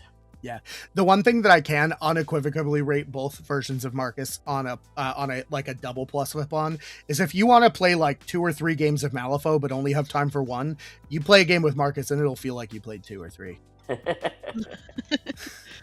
Like that's about it. I personally am pretty sad about this keyword right now, and I think that it really needs sort of a I don't think necessarily a full systematic rework. That really what it boils down to, and we'll say this and then we can just sort of move on, but what it really boils down to is that a lot of his budget in terms of what the crew is designed to be doing is based around the idea of getting raises, and you have some vehicles to get raises, but at the end of the day, if your opponent flips a single 10, you just like flat out can't, period, outside of token. And that feels really bad. You will absolutely have games with Marcus where you flip really well or your opponent flips really bad or like reasonably bad, and you just like sort of get them by a little bit, and you'll like table them for sure. But then as you play more and more games, I feel like the average is such that you're like going to be flipping close to your opponent or worse than your opponent and not way better than your opponent. And over time, I feel like his advantage is canceled out by like math, Yeah. Like he doesn't have consistency. Yeah. His spike damage is the name of the game with Marcus. And what I want in a Malifaux crew is consistency. And maybe I'm weird for that, but this does not feel it. Yeah. I agree. Yeah. It's when you have stat 6s and base 3 damage, okay, I'm going to go in and I'm going to do 6 damage when I hit you twice. Whereas with a Marcus crew, you can hit him twice and do 4 damage, or you can hit him twice and do 12 damage. Yep. Yeah. And that inconsistency bugs the absolute shit out of me. So it's not for me. Maybe it is for you. Get in the comments. If you think we're wrong about Marcus, please let us know how to do better with him. because I sure as fuck don't. Okay, let's talk the best keyword in Malifaux, brood. Maybe it's not the best keyword, but it's what it is. So previously Nephilim, now brood. We have Nekima, Nephilim Queen, and Nekima Broodmaster. Some people say Nekima, but those people are crazy. Did I get anyone? I think Trisha, do you say Nekima? I don't say Nekima, but Scott does. No, well, Scott, do you say Nekima? I've listened to my own podcasts, and I'll talk about her, and in the same podcast, I'll go Nekima or Nekima. Yeah. I have met a person that has a name spelled that way in real life, and I'm not going to tell you which way she pronounced it. So you're just going to have to live with that. My argument for Nekima instead of Nekima is that Nephilim stem from like Germanic lore. So using Germanic pronunciation, it would be Nekima. But I could also be completely wrong. Yeah. Because this isn't real life. German Malifaux players, get in the comments. Get after Trisha. We did it. This was all a trap for this one point. Okay. So we have two keywords. So Nekima Broodmother has a crew card that both crew cards give out Black Blood. We can start there. So Black Blood is after this model suffers damage, enemy models within one gain injured token. Sorry, third edition Malifaux, it doesn't do damage anymore. Yes. But I hated it at first, and now I think it's so much better. I hated it so much at first. I was like, keyword's dead. We're not playing it. Burn the models. But no, I still think that, but that's not the reason why. The core sort of mechanics of a lot of the models are that they give out or gain glutted tokens in various ways. The glutted tokens in and of themselves can be removed at the end of an activation to heal. But a lot of the models will, if they have a glutted token and would gain one, they can instead grow into the next level of Nephilim. And by a lot of the models, I really mean Tots and Young. But Tots become Youngs become mature. Yeah. And unlike in third edition, you can't grow into Cavern Nephilims anymore, which is very sad. Even though they're in the same faction, like it was ripe with opportunity. Come on, Justin, what are you doing? I don't know whose fault. Wasn't thinking. I don't know whose fault that was, but get in the comments. Maybe we can get them back. So where they differ in terms of crew card, Nekima Broodmother says Birthright. So while models have glutted tokens, they can interact while engaged, or if it left engagement with a walk action. And after ignoring this way, though, you lose the glutted token. And it gives unique brood models a stone action that is an attack that at skill 6 against defense that does 1 damage and summons a Terror Tot. Nekima Nephilim Queen, on the other hand, has cruel teachings. So when any model fails a duel, it can deal 1 damage to itself, which then will be a Black Blood trigger to give out injured. So if you miss, you injure them and then make it easier next time. And then their tactical action that only unique models get is called Sever Artery, which is an 8-inch pulse, and it says deal 1 damage to allies within range. Obviously not yourself because it's a pulse. And then this model heals 1 for each ally damaged. When Black Blood occurs due to this, any enemies that would gain injured but cannot because they already have 1 are dealt 1 damage. So you can damage with Nephilim Queen, although it's much more costly. Nephilim Queen comes with Blood Hunter like it always used to, and is one of the rare models, except when you're in Neverborn, where we have basically 80% of them in the game, that has 4 damage printed on it. And can I just say in particular, Nephilim Queen Nekima has the ability to do 17 attacks in 1 activation. I still don't really understand how that works, even though I can tell you it's Lorelei as an attack, hurl corpse with a trigger to place this model within 6 and then declare an attack, and blacken the skies to move, which is a pretty common action throughout the crew, which lets you place within range, although you're not allowed to interact for the rest of the activation. Nekima's in particular lets you take damage and then do that, pulls out damage if they already have injured, which they're probably going to if you're in a Nekima activation. But hurl blood for 2, maybe 3 if you removed a remains marker attack. Do it again attack is even if you just hit with no raises and didn't even remove any markers, because you can stone for that trigger as many times as you want per activation, is 12 damage. And she's a master, so she could do 18 damage with just 3 hurl corpses, and it's all stat 7 and 6. So if you have the cards to cheat to make them hit, That's enough. Stones. That's enough to kill almost any model in the game, including most masters. Yeah, with I've their had, Yuri old one. I got taken from full health to dead by Nekima Nephilim Queen in a tournament in Houston, and I made me a very sad panda. Same. Shout out to Andre. Yeah. Okay. Now, I will say it is worth noting the sort of duality of that is Nekima 2 also 3 damage, because it turns out you can print both versions of a master with 3 damage, and it's fine. Cough, Marcus, cough. What did I say? Did I say 2? Fuck me. Cut this.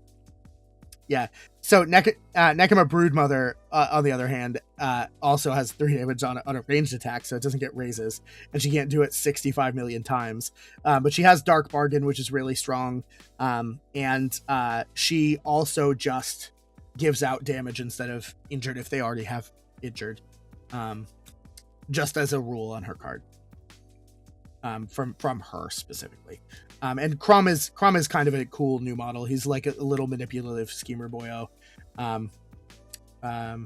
who has like a kind of a dumpy attack, but then lets you move allies and draw from your discard pile. I think as a whole, I don't think either Nekima version really has trouble being in informants, because they all move very fast and they all kill very hard. So I think at least a plus flip, if not double. And I think I think maybe a single plus flip, not opponents. They get to move themselves a lot, but I think that so we'll say plus flip in informants, because they can kill the opponent's models, which is a good way to move them off the board. And a lot of them have a signature to do their place, so that they can get around the board quite quickly. For sure. And I think that due to the killing, I think obviously Nekima Broodmother should get a plus flip, because they have the same crew, so almost every single model is the same, except Nekima Nephilim Queen needs to get a double plus flip, because the amount of damage that model can output is insane, is potentially criminal. Yeah. So Nekima Nephilim Queen is the one I want to do my Oops All Lures with. Yeah. Yeah. Oh, geez. Yeah. So you'll have the only 2 models that won't have lore are Bloodhunter and Nekima. Yeah, pretty much. And then Nekima's going to do all of the murdering for you. Nekima and the sisters. Because you just sit in one spot in the center of the board, lure every enemy model into that spot, and then have Nekima do 18 damage a turn to everything in the center. Go. Yeah. Wow. What a time. That sounds like it'd be a hard crew to play against. Really good at recovery evidence. As far as boundary dispute is concerned, I think I think generally like fast movement's fine, but there's nothing that's super good on Nephilim Queen. I don't think I give Nekima a negative flip as a whole crew for boundary dispute for kick the can. Really?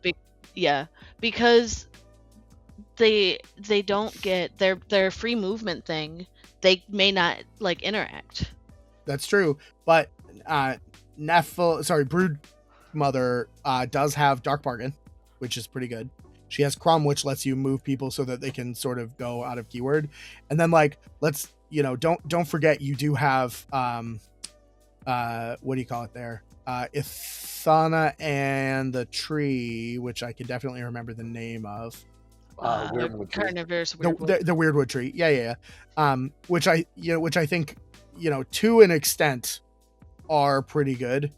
Also, you if you're hiring Hayridden, which you should be in every single game because he is so unbelievably strong, with his damage mitigation aura. You also are going to have a lot of dogs that will, as an action after they Scooty Boots, kill themselves into scheme markers, which isn't great for boundary dispute. I agree, but just generally scheming. Yeah. So I think I'm inclined to say I think it's fine on boundary dispute, but I will say I think she does deserve a neg flip on boundary dispute, but I do think that she does deserve a plus flip on plant explosives, because you don't need to interact with the markers themselves, and your crew is so fast they can get across the center line without an issue. Yeah, I agree with that. So double plus on recover evidence for sure. And then just one thing to note too is mhm. to my knowledge, and I'm probably wrong on this, but to my knowledge, this is the only keyword that has a model that can't be hired and has to be grown into. So like mature Nephilim, you cannot hire mature Nephilim. You have to grow a young into a mature Nephilim during the course of the game. Correct. Yeah. You can't. You cannot hire them. They do not have a cost, and you're not allowed to. I think that's important to note. I don't know if there's like any crazy out of keyword stuff that you're really like sort of scooching for here, but Lures, Doppelganger, and Sisters. But the keyword also obviously excels at murder. They have beaters in every corner, and some of their models that aren't even beaters because they're cheap young summons grow into beaters. Plus Lulu and Lilitu are models. They have cards with stats. I do think that the crew does actually have some good scheming potential because of the dogs and Hayridden, which you should be hiring pretty much every turn, and also if you're playing Broodmother because she has Dark Bargain as well as a Scooty Boots totem. And I think utility wise, like I think the fact that the whole crew flies and can just ignore terrain, the crew has a lot of healing. The crew has a lot of other things that they can do that are just annoying as well as injuring to make everything cheaper. I think utility, I think they deserve a plus weapon. Yeah. Maybe I'm crazy. No, Scott, I think they definitely. Yeah. Let's. I'll side with you on that. I guess maybe my better judgment. You have Athana who, if you bring her in, she has a range and scratch attack that does 3 with coordinated strike, so you can get more killy. For sure. I think where you get your utility is a lot in Lilu, Lilitu, and the Black Blood. We hadn't talked about him, but he is a model that's is going to be something that you're always going to hire because he can help get out glutted tokens. Mm-hmm. For sure. Do some healing and stuff like that. So, utility, it is in keyword utility, not so much like, I'm going to make you do extra interacts or anything like that. But we'll go with that. Yeah. I think also potentially worth noting the tree from the shadows is really good. There's a lot you can do with that. Yes. Yeah. Okay. Let's scoot on over to my 3rd edition favorite keyword and one of my favorite all-time masters in Malifaux. We have Pandora. The panest Dora around. We did it. So Pandora has Despair's Desire and Tyrant Torn versions. Both models, both versions of the crew have no shared keyword things. So you'll remember maybe if you played in 3rd edition, the Opportunist ability, which is kind of reworked for 4th edition, is on Despair's Desire. So once per activation, before performing an opposed duel, you can rip off a friendly token from the target to get a plus flip, and now you add a suit as well, but it does have to be a friendly token. It can't be one that the enemy put on. So no more ending people's focus to gain plus flips for no reason, because that was stupid. Stupid good. Stupid good, yeah, sure, but stupid. And then her unique models get a new ability, Hateful Rumors, which does cost a stone, but it's not and it is opposed, but it's against willpower, so it's fine. It moves the target to 6 and gives them fragile ego.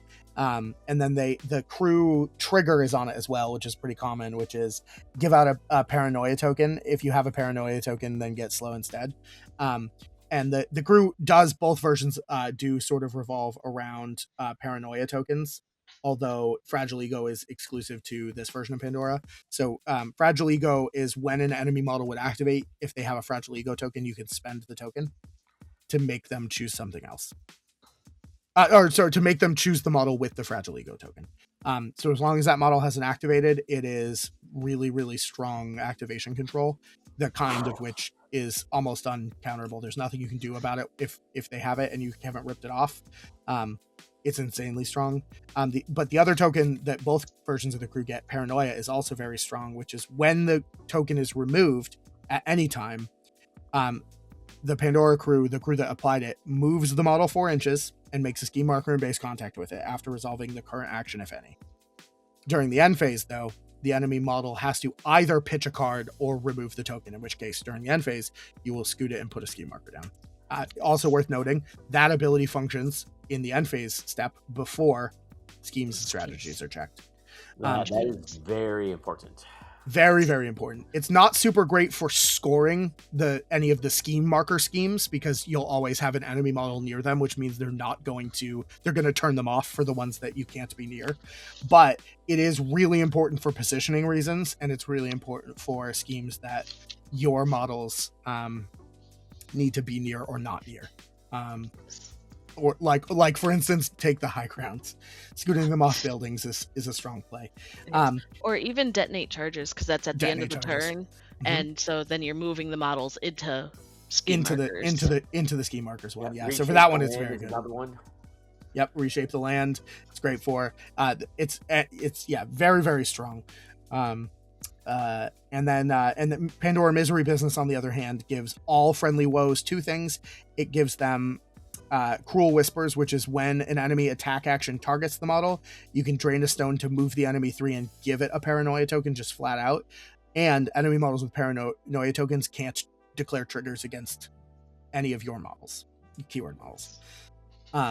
They both come with their own master version. Pandora Despair's Desire leans a little bit more into Life Leech and Terrifying, as well as being able to give out paranoia tokens to models that attack her.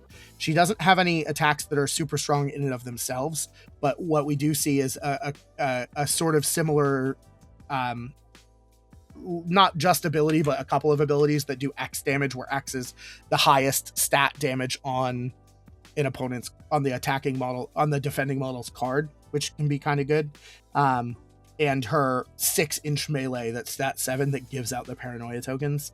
And makes a scheme marker. And makes scheme markers if you get raises, which is like, when in doubt, charge. I love the idea of Pandora having a melee attack, because she didn't in neither version did in 3. Her totem in that version as well, Poltergeist, is just super, super good. He in addition to being able to occasionally, although not greatly, situationally put out damage, he retained telekinesis from 3rd edition, which is a 3-inch AoE, remove all enemy markers, and then make them cause a speed duel to take up to 3 damage based on how many markers you removed.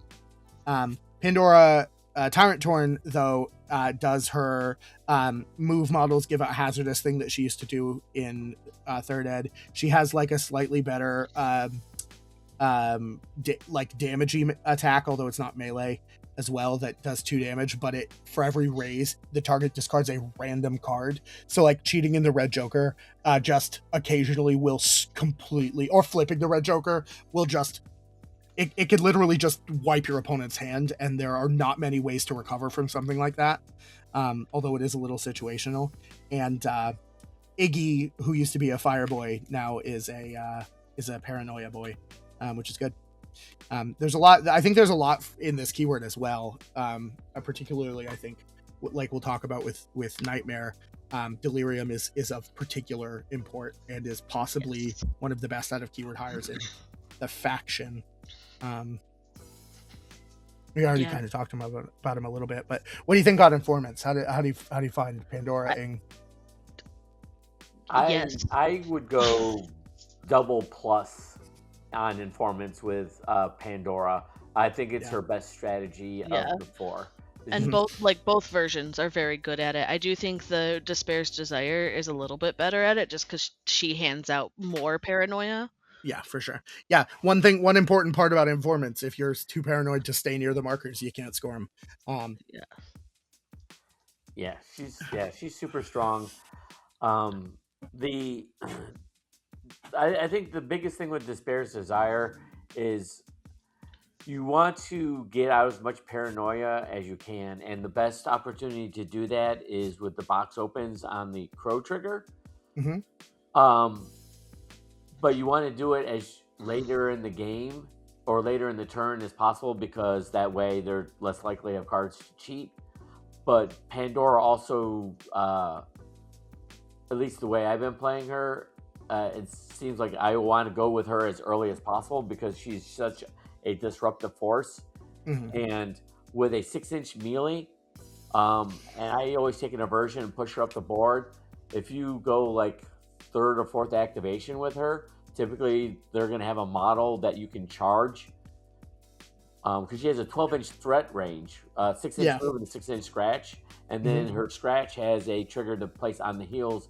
And you can be in the middle of their crew, like 2nd, 3rd, or 4th activation, and then she becomes a slut and opens up her box to everyone who's near her. And Wild. It's just very disruptive. That's what her biggest thing is. Super disruptive and making your. Can I just say I'm disrupted, Scott? That's wild. I don't know if that was intended. Well, I mean, it could have been a Freudian slip. Okay, I don't think it was based on how you said that, but okay.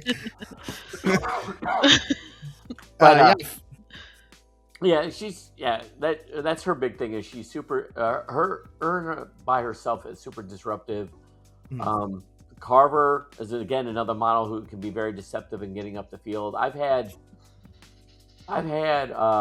Pandora and Carver in my opponent's deployment zone into the 4th activation of the game because of Carver's signature, where he can place to a model that gets hit by the pulse that he can't see.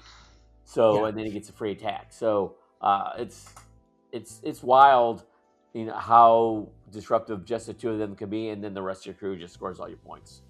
Yeah, I really like the fact that Carver is playable now. I like that a lot. I love the model, especially sexy ripped Carver. That's my favorite.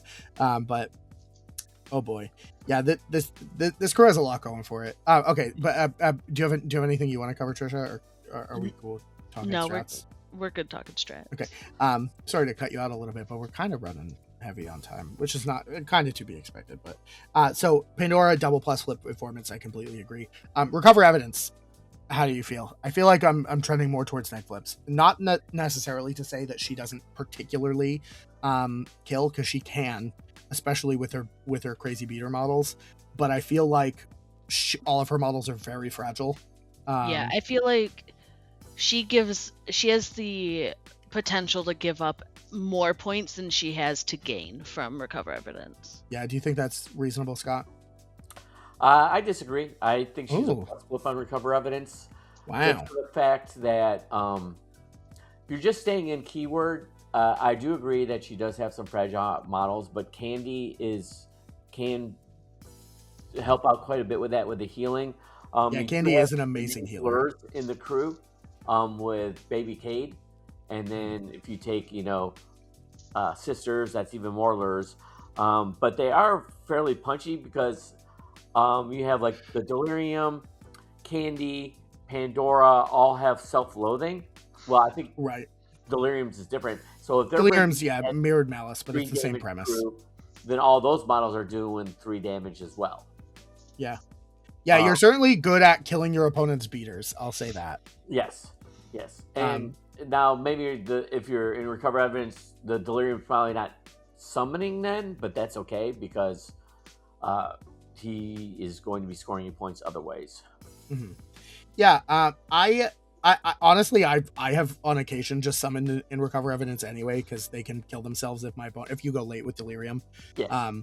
But it sort of depends. I think that's fair.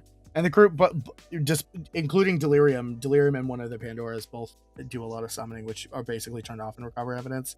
I don't know that you've charmed me. Trisha, do you feel swayed? I feel like I would try it out and hate it. Yeah. I feel like her bread and butter, I feel like, is informants. Yeah. All right. You know what? We'll give it to Scott on this one because I think Scott has more Pandora experience than either of us. Yeah, that's fair. Boundary dispute. How do you feel? I don't know. I don't find that she has anything particularly useful in boundary dispute outside of a bunch of movement, which is good, but there's not a whole lot of move stuff. It's more like I get to move out of keyword. I think she's really good at denying it. Yeah. Like if you want to go in with the more like disrupt your opponent, control what they're doing, she's gonna go in and, especially again with Despair's Desire, where she can Yeah. have opportunists to rip the paranoia off, is like, oh, you moved up next to your can, I'm just gonna move all of your friends away from it. Yeah, well, okay, so let's talk about the other keyword that's super important in Neverborn as a whole is Delirium. So Delirium is 9 points in Pandora and Dreamer, and 10 points in everyone else. Because the reason I think we're probably going to end up ultimately giving Pandora a plus flip in Boundary Disputes and Plant Explosives is because not only can they scheme pretty effectively, and they're really good at shutting it down. One of the reasons that they're really good at shutting it down is with Delirium, who has 2 things going for him. Thing number 1, House of Mirrors is an ability that he can do. If you have a single Soulstone and 2 8s in hand, you can, unless you Black Joker, guarantee summoning 2 Thralls in base contact with models within 8 of Delirium. And the Delirious Thralls Don't Turn Your Back. And once your opponent has started to commit to plans, a Don't Turn Your Back model just suddenly showing up in their face is something that so few people are ready to deal with, that I think it's a very much a shock factor, like, oh, I'm fucked now. But also, like, even if you have a plan and know it's going to happen, what are you going to do? Like, if you only have a couple of activations left and suddenly all of those are Don't Turn Your Back, there's nothing that you can do but to stop at least one of them from getting shut off, right? And then I think Psychotic people are hard sleeping on Psychotic Influence. Psychotic Influence is so unbelievably strong. Yeah, it's pretty much the only way. If don't make it look like an accident is in the pool, and your opponent is like, I'm not going on top of any buildings. Want to bet? Other than obeys, Psychotic Influence can still guarantee you scoring it. Don't make it look like an accident, even if your opponent's not putting their models on the buildings. Yeah. The thing that I really like it for, I think, not even within the context of make it look like an accident, but just in general, Monophobia is such an unbelievably strong ability option to choose, because it is 4 inches of unresisted movement towards their deployment zone. Not towards their deployment zone. 4 inches of unresisted movement towards the model that you target, and that means any model anywhere on the board that can see someone within 8 of Delirium, which is almost always any model I want it to be. It's so crazy. Just unresisted movement in general is just really strong, but it is to an extent resisted, but it's like nobody plans for, okay, well, I have to cheat this low willpower models duel against this 10 cost model so that my dude won't fall off a building 3 blocks down. It's just people don't think about it. It's just very, very difficult to plan for. And that has, I think, single-handedly, every time I've used it, given me a victory point. Yeah, it's really good. You should buy the Delirium box set for sure if you're a Neverborn player and plan on playing Neverborn, because he's great in Pandora. You should automatically hire him in almost every game, even if you don't use the House of Mirrors ability to summon his thralls. But I think that he is definitely out of keyword hireable. So for those reasons, are you guys comfortable giving Boundary Dispute and Plain Explosive plus flips? Yeah. Yes. Yeah. More in the denial side of it. Yeah, Pandora is very much a denial crew and a control crew, and always has been and always probably will be. But yeah, that's kind of where we find it. So as far as raw beaters, I don't think that she would get a plus flip. No. But at the same time, the more damage, the more beaters you bring, the easier she gets to kill you. So maybe that's a neg flip with an asterisk. Yeah. As far as scheming and utility go, though, I even if it's just counter scheming, I feel like we definitely need to give her a plus flip in scheming, and absolutely a plus flip in utility for all of the shenanigan bullshit she does. Yeah, paranoia tokens alone, a double plus flip in utility. Fragile Eagle tokens, even though for a lot of times it takes a soul stone to get them out, they can be super strong to set you up for the next turn. So I was saying earlier, I get very aggressive with my Pandora and Carver, and I'll use a model, I'll give a fragile, or I'll try to give a Fragile Eagle token out to some schemer or an effigy or something like that. So then the next turn, especially if I am getting to go first, I can go with Pandora, then make their crappy model go, then Carver go. So I'm getting 2 powerful models to go pretty much back to back while they're not being able to react to it. And it can really get it. So I'm taking out 2 or 3 models beginning at top of turn 2, and there's Yeah. nothing they can do about it. Yeah, it's really, really, really problematic. As it always was, right? She had a similar thing in third ed, so it was as good. But this video is already going long, so let's hop over to Silken King. Yeah, the Banished keyword, the newest keyword in Malifaux, tied with Ampersand. So the Banished King, we have 2 versions, just like every other crew. We have Long Live and Colossus. Silken King Long Live gives friendly banished models an ability called Undertow. So when they attack, they can rip a ski marker within 2 of the target to make them have a neg flip, which isn't that great. I mean, it puts them on a neg flip, so hand pressure for sure.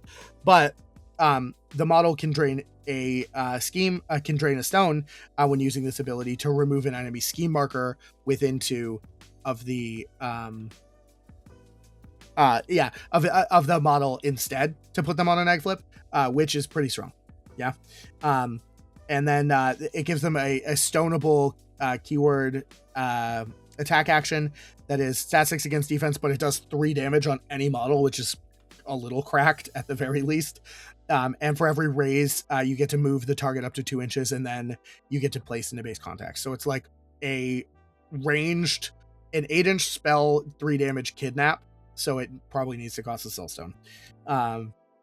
Long Live himself has Royal Escort, an ability we have on Titania, which I think is really good. When they activate, you stone and you move him and 2 allies 5 inches. Allies with an 8, but still, it's a pretty big bubble, and it's a bunch of free movement, which is pretty good. He is very stone heavy already, but he has like an okay tactical action that moves friendly models. He has a weird ranged attack that does damage and also can occasionally make random discards, and it arcs. And then his melee attack is super cool too. It's whenever you attack, for every raise, you infuse a stone. So if you flip a red joker, you're automatically infusing a stone every time you red joker, but also like it's very likely if you flip it or cheat it with him, you're cheating it in a position to get 2 or maybe even 3 soul stones, not to mention it's base 3 damage, which is going to do a lot. His totem is Urchin, if I'm not mistaken. Yes. His totem is Urchin, who is just a tap the ley lines guy, and he can make ski markers at range, which is pretty strong. Coronation, the crew card of the Silken King Colossus, or the Silken King Inflated, as I like to call him, is very focused around all of the stuff that didn't come in the box. So the gifts of the thorns and the upgrades that the crew has access to. So once per activation, when you attack an enemy model and get a raise, you can summon a gift of thorns, the crew peon, within 1 of the target. And then the unique banished models get a stone action that targets a model with a wreath upgrade and is basically an obey. Yes. And then there's a chance that they can discard the upgrade, but they might keep it as well. And it also does 2 damage, which is pretty strong. The Silken stat 7. And it's stat 7. It was just stat 7 obey, although there's only up to 3 upgrades that can be out, so up to 3 models that you can even target with it. Not quite, I think, as strong as the other crew card bonus action, but it is pretty strong. Silken King Colossus is a 4 damage melee beater. He has an amazing teleport, just placed within 6 for free with no flipping, although it does cost a stone. And although this crew's already kind of stone heavy as well, he doesn't really have the stone replenishment as much. He has a good range attack as well as a give out shielded with a free attack, but only against somebody with an upgrade. And then the Abyssal Anchor is a dark bargaining ley line tapper that can infuse stones on raises from a ranged willpower attack, but it's kind of close at 6 inches, and he really doesn't have much defensive tech. He's kind of squishy. So all in all, I think that the crew, I don't want to say is designed to be like kind of a vanilla crew, because it's like the starter box crew for the edition, but it does kind of everything a reasonable amount. Yeah, maybe that's it's a very, I think Banished is a very good generalist crew. Yeah. And I think oh no, please. Oh, I was gonna say I had been playing them quite a bit because I was painting up the starter box, and so that's the only thing I would take with me. So to Malifaux Night, so that's what I was playing for a while, and I really like them. Like, there's not anything that I feel like they're bad at. Yeah, I don't disagree at all. I think that there's a lot they can do. I don't know if they have any crazy out of keyword hires, but I like an auto include for sure is the Silent Siren. Like literally take her Yeah. every game. There's no Yeah. reason not to. And I think literally everything else is debatable. There's reasons you would want to take it, reasons you wouldn't want to take it, except for maybe Shorebound Sentinels. I think they're kind of bad, but Yeah. just because they just don't have a bonus for 5 stones, and I really wish Yeah. they did, because they're like For fast 1 and stone tanky. more, take the crowned. Scott, have you had much banishing experience? I do not have any experience. Even I didn't even try them in the beta. I did play against them in the beta, and they seemed pretty punchy. Well, it depends on when you played against them in the beta, because at one point they did They were everything. cracked. They were triple plus flips in every category. You can ask Cole and that time we played in the dark at Adepticon. Yeah, they were cracked in the beta. Oh Yeah. my god! I So, think I mean, once they I- got to open, they were less insane. But Yeah. I Oh my agree God. that just by looking at the cards and stuff like that they do seem to be quite generalist, which is, I think, what you want to see in a starter box. I mean, if Mhm. someone's getting into the game and they get the starter box, they want to get a crew that can be generally good at everything. And maybe there's 1 or 2 strategies that they're going to be really good at, but that way you're not like, oh my gosh, I have this starter crew and we're doing this strategy. Well, I just suck balls at it and I'm not going to win any games with it. yeah, I think I will say also they did a particularly good job of locking the majority of the very complicated elements that this crew brings to bear in the second supplementary box and putting the more straightforward stuff in the starter box, which I don't know necessarily makes that good, but I think they did a really, really good job of that in design. But talking on schemes, I think informants wise, I don't think that this crew has anything huge bonus wise for informants. Yeah, I think that's probably their worst one. And so I think we have to give them a neg flip there. I think recover evidence, the Silken King Colossus excels at that because he can be anywhere and kill anything, and it's pretty egregious. As well as like even the crew long being live generally punchy. is Long live also is very even punchy. still decent at it. Like Mhm. Colossus is definitely better at it because it's damage 4, but And the crew generally tends towards higher health pools and giving out a bunch of shielded, which it just makes you more realistically more capable of surviving, especially with the Silent Siren. Not to mention, like, you have a couple heals, but I don't remember how. Maybe that was out of Coordinator of keyword. the Crown. The Coordinator of the Coordinator Crown of the has Crown. Lost to the Depths. It's target heals 2 and can remove a token. Right. And if you receive a raise, it heals an additional 1. And it's a signature, and it's not once per. Yes, right. Yeah. So Lost to the Depths for sure. And I feel like there was something else, but I can't find it now, so I'll just assume there wasn't, and I'm on crack. You know. So I think so when neg flip informants will plus flip recover evidence, boundary dispute and plant explosives. I think I'm inclined, like, I think they're pretty neutral, but I will say to their benefit for both of those. The Silent Siren has a self obey and an enemy obey, both of which are good in those strats. Because oh, sorry. Go ahead. Oh, I was just going to say, because although when you make an opponent drop a plant explosive, it is their explosive that they drop. Having an obey, which is 10 inches on a model that can sort of scoot around the board pretty effectively, making your opponent drop their bombs on their half of the board is still worth it. Not to mention if once they walk over their bombs. They walk over and drop a bomb, then you're like, okay, well, I'll activate the Silent Siren, obey you, now pick your bomb up.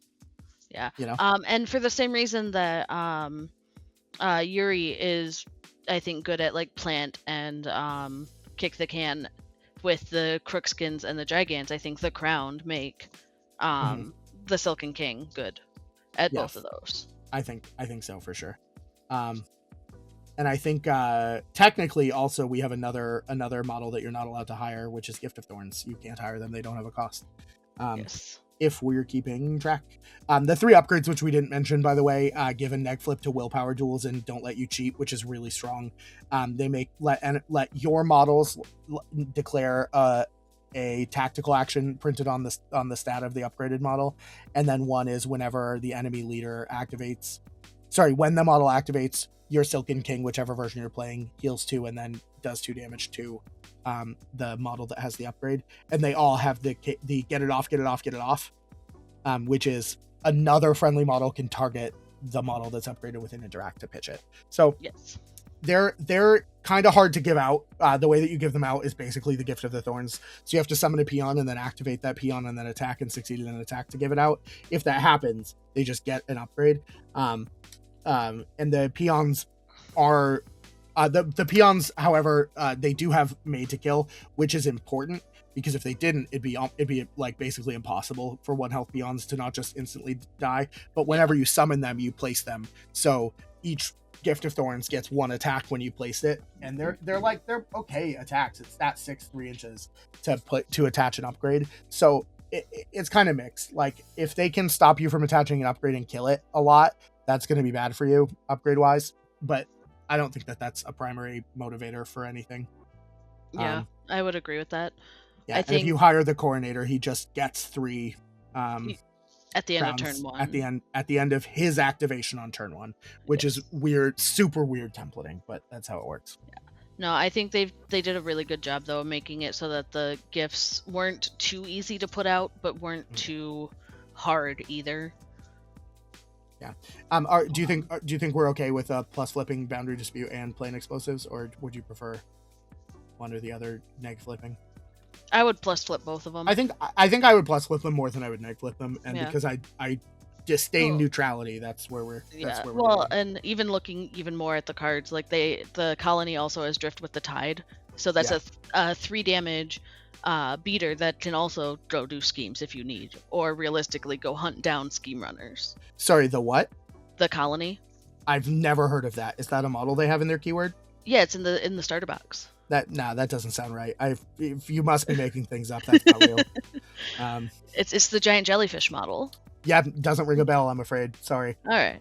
Okay. I fucking hate the colony.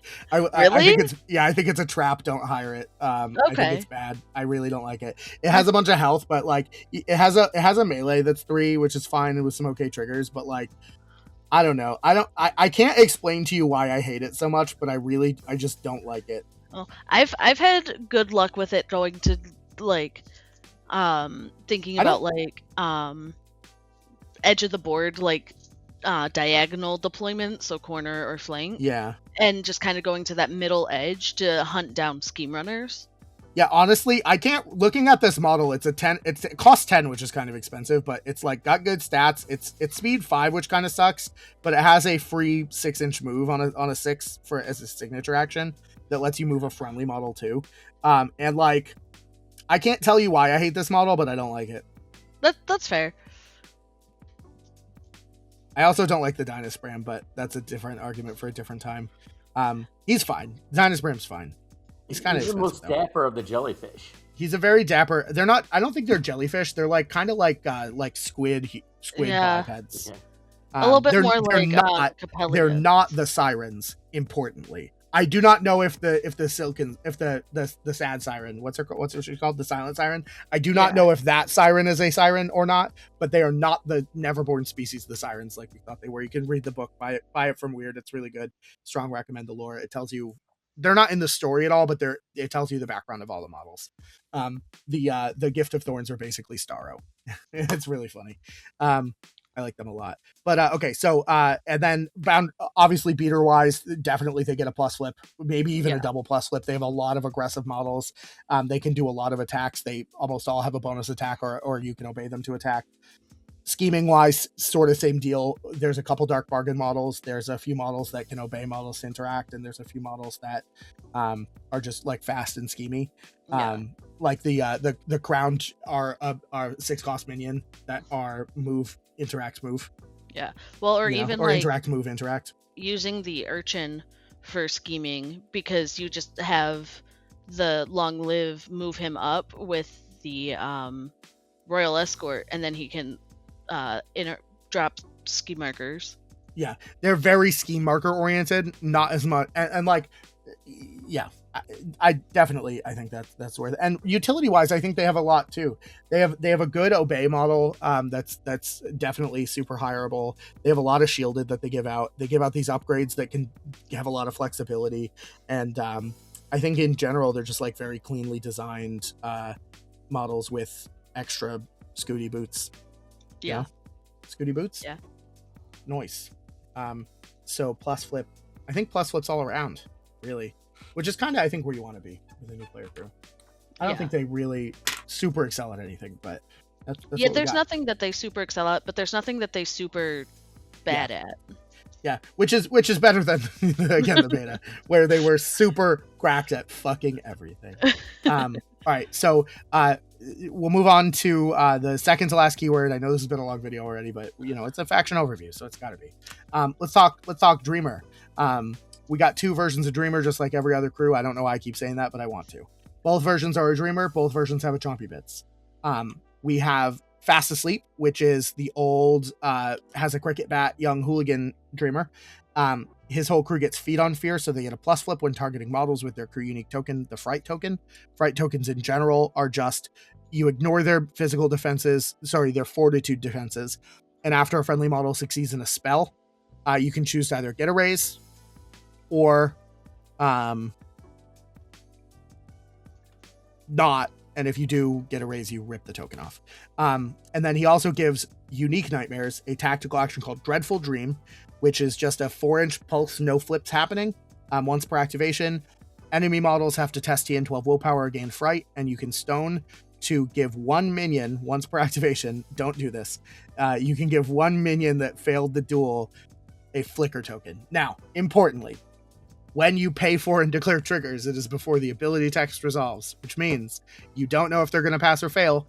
Don't fucking spend the stone. I spent the stone once, and I regretted it. And then I did it again, and then I did it, I think, another time, and then another time after that. But I won't ever do it again, and I've never gotten somebody. Scott, can you agree? I agree. Unless you're hitting like 2 or 3 minions and they have no cards in their hand. And they're all like low willpower. Yeah, that would be the only time I would do it. Yeah, because you need them to flip a 1, 2, 3, 4, 5. It's kind of stupid.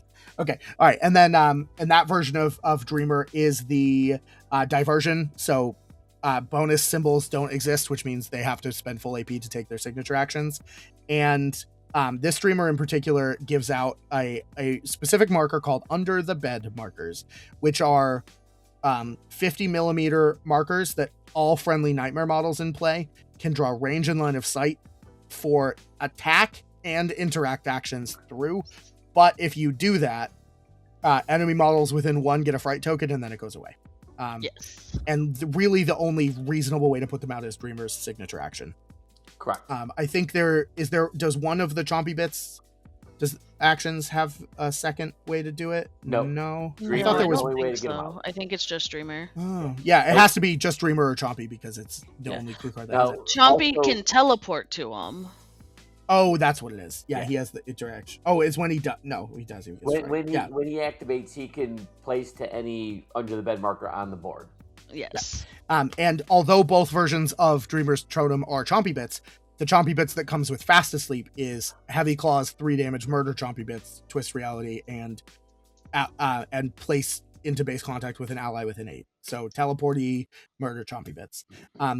Dreamer Insomniac, on the other hand, has Dreamscape, so all friendly nightmares get, after succeeding in a melee action, rip a fright token from the target to deal +1 damage. The tactical action that's given out to the unique models is different as well. It's an 8-inch tactical action that needs a 5 to go off. It only affects allies. You kill the ally, and then enemy models within 2 take a TN13 willpower duel or take 2 damage, and fright models with fright tokens take an egg flip. And there's a stone trigger that you can heal equal to the target's health. So you can kill your summons, because this version of Dreamer, they're going to die anyway. This version of Dreamer has an action called Manifest Nightmare. It is summon a nightmare model according to their STN. They come in with a flicker token, which means at the end of the end of the round they die. He doesn't have a strong melee, but he gives out slower fright with it whenever he succeeds at an 8-inch ranged attack. And he also can flip allies around. This version of Chompy Bits is also very different. It takes less damage from models with fright tokens, and it has a weaker melee attack that does get a plus flip if the target has fright. It has a ranged attack, though, that does 3 damage, and gives the target fright and moves them 3 inches for every raise, which then lets it do a melee attack afterwards. And that is for there, which so it moves it and gives it a fright token. Then for every raise, it gets a melee attack. So it is possible that even though it's only a damage 2, it could have multiple attacks. And I think this is one of the only abilities in the game that isn't charged that lets you generate multiple attacks.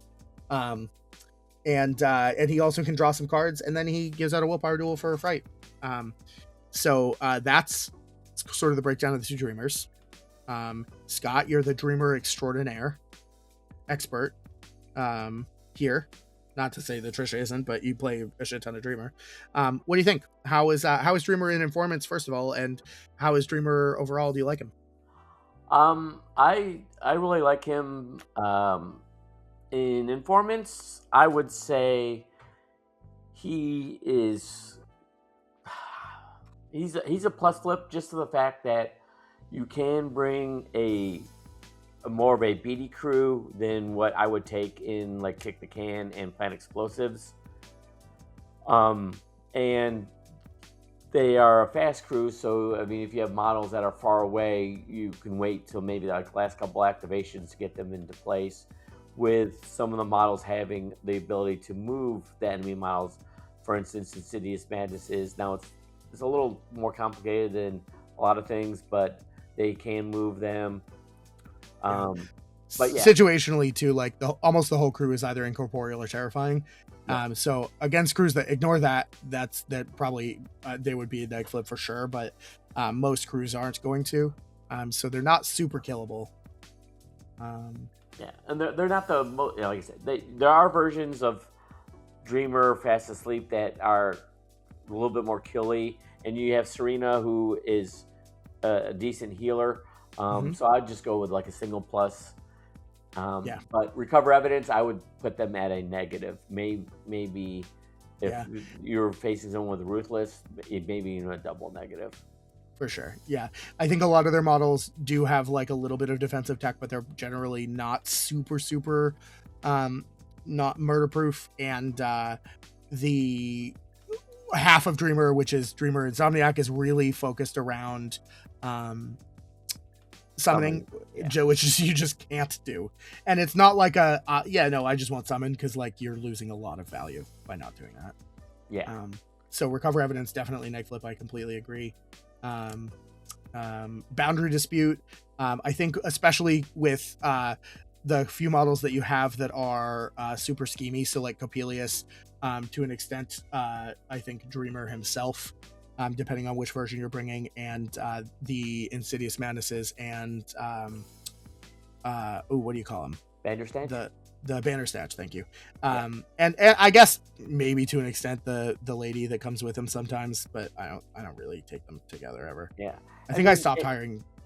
And Dream Lord, the Lord Tombivitz, the totem to Fast Asleep, with ability to either place to a underbrush marker or his signature that you place to a friendly model with an 8. Yeah. I mean, if you need him to do some scheming, he can do it. I mean, bringing 3 Insidiouses with leaps, that's leap kick. Copulus has a signature that can move, so I would say both Plant and Kick the Can, you're looking at double pluses for these models. I think definitely double pluses, but my reasoning is not only these models, but also because everything we said about Delirium is true. Just as true in Dreamer as it is in Pandora, and in some cases more so because he supports the summoning and ripping them out and killing them after they've done their job better. Yes. Yep. And this is, and like we talked about in the Versatiles, bringing red caps in this crew to add more terrifying models is good. I've done both 2 red caps and or Doppelganger, because that's roughly, I mean, 2 red caps you get more is less soul stones, but Doppel tends to live a little bit longer and has more use end game than red caps, so I've been kind of more going towards Doppelganger than 2 red caps. Plus, she really gives the crew a lot. Like the lore adds a lot because although the crew moves itself a lot, it doesn't really have a lot of enemy movement that's not after I'm hitting you with a duel, right? Or rather, like a specific trigger or stuff like that. So there's like my eye. I know that's a thing. I think there's a couple of shove asides. Maybe I'm crazy. I thought there were shove aside. Oh, is it on Chompy? No, Chompy doesn't have shove aside. No, so yeah, I guess not at all, really. Yeah. No. Yeah. Cool.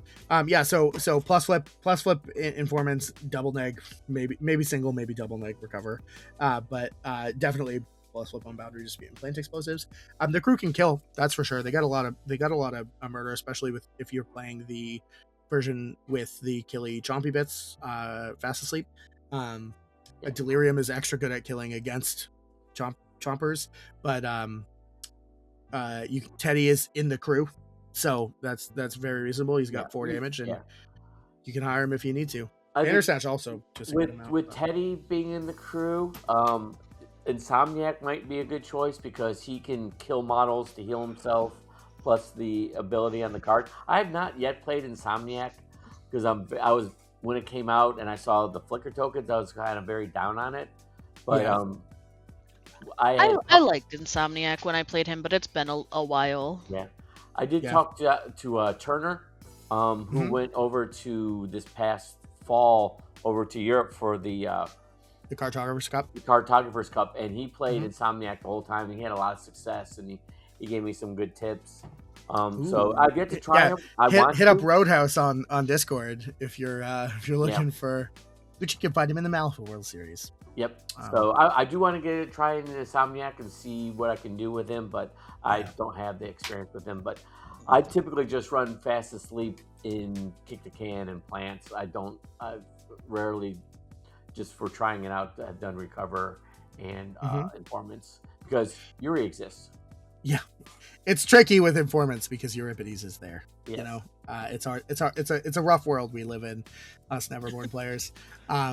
So and if you don't want to play Euripides, play Pandora. Yeah, or Dreamer, but probably Pandora. So let's Scooty Boots along to the last thing we're going to talk about tonight because we're already pretty up there. I might try and trim out some stuff that's unnecessary. That's the level we're at, which I don't normally do. Maybe I'll just leave it. I don't care. Anywho, I mean, we'll timestamp things, so it's probably fine. But let's talk the keyword that started it all. Because if it were not for this keyword being really cool and interesting, I would not have gotten into Malifaux, and therefore the Danger Planet would not exist. Wow. I'm happy to say that. Doug and I started it, and if it wasn't for me, Doug probably wouldn't have done it. Maybe he would later on, but I don't know. So Titania, to the Autumn Queen. To the Autumn Queen. Yep. Well, you should anyway because she's the true patriarch of Neverborn, and if you think not, you're wrong, and if you oppose her, you're the bad guys. Okay, so let's talk Titania, Withered Rose, and Autumn Queen. So Withered Rose has on her crew card, Fae models get a trigger on all their actions that are printed on their stat card. Grasping Vines. So for a mask on an enemy model, move the target up to 3 unaffected by severe terrain towards an underbrush marker within its line of sight. And then the whole crew, all of the unique models in the crew gain a signature action called Stranglethorn. It's a 8-inch spell attack that is signature and has a built-in mask to declare Grasping Vines, of course. It does 1 damage and it makes up to 2 underbrush markers within 1 inch of the target. There's also a stone to deal X damage, where X is the number of underbrush markers within 3 inches of the target to a maximum of 3. So theoretically, it can do 4 damage. Maybe 5 if you hired a Thana and are pushing them through hazardous. But and that version of Titania is the unreleased as of yet resculpt of the what used to be the old core box with the Gorar. She has a strong ranged attack that gives out injured. She can make underbrush markers as an action, and she can eat remains or schemes to draw a card as a signature. They have to be near an underbrush marker, which is kind of tricky, but it's very possible. And she gets the Gorar, who is a snake boy. He's got a ranged attack that gives out tokens with no damage. He's got a melee attack that's 2 damage. It's kind of whatever. He has the Germinate action to also make underbrush markers tap the ley line, and he has Mold of the Other, a thing he used to do, which lets him turn into an allied minion that was killed this game. And was not summoned by this crew this game. And then there's a stone to keep him back. And what that means is you can turn the Gorar into Autumn Knights, Boltungan, or Rugaru, and it's basically pointless, and I probably wouldn't ever do it. Maybe I'm wrong. Maybe out of Rugaru I would. I don't know that I'd give a shit about Autumn Knights or Boltungan for this purpose, but it used to be any model that died. Was it any non-minion, or was it Yeah, any... I think it used to be any non-minion. Non-minion, yeah. And now it's any minion, which I find morally reprehensible. I can't believe what you've done to my Titania. Titania Autumn Queen, however, has all friendly Fae gain the following things. Once per activation, they get to build in a crow when they're within 1 inch of an underbrush marker on any action.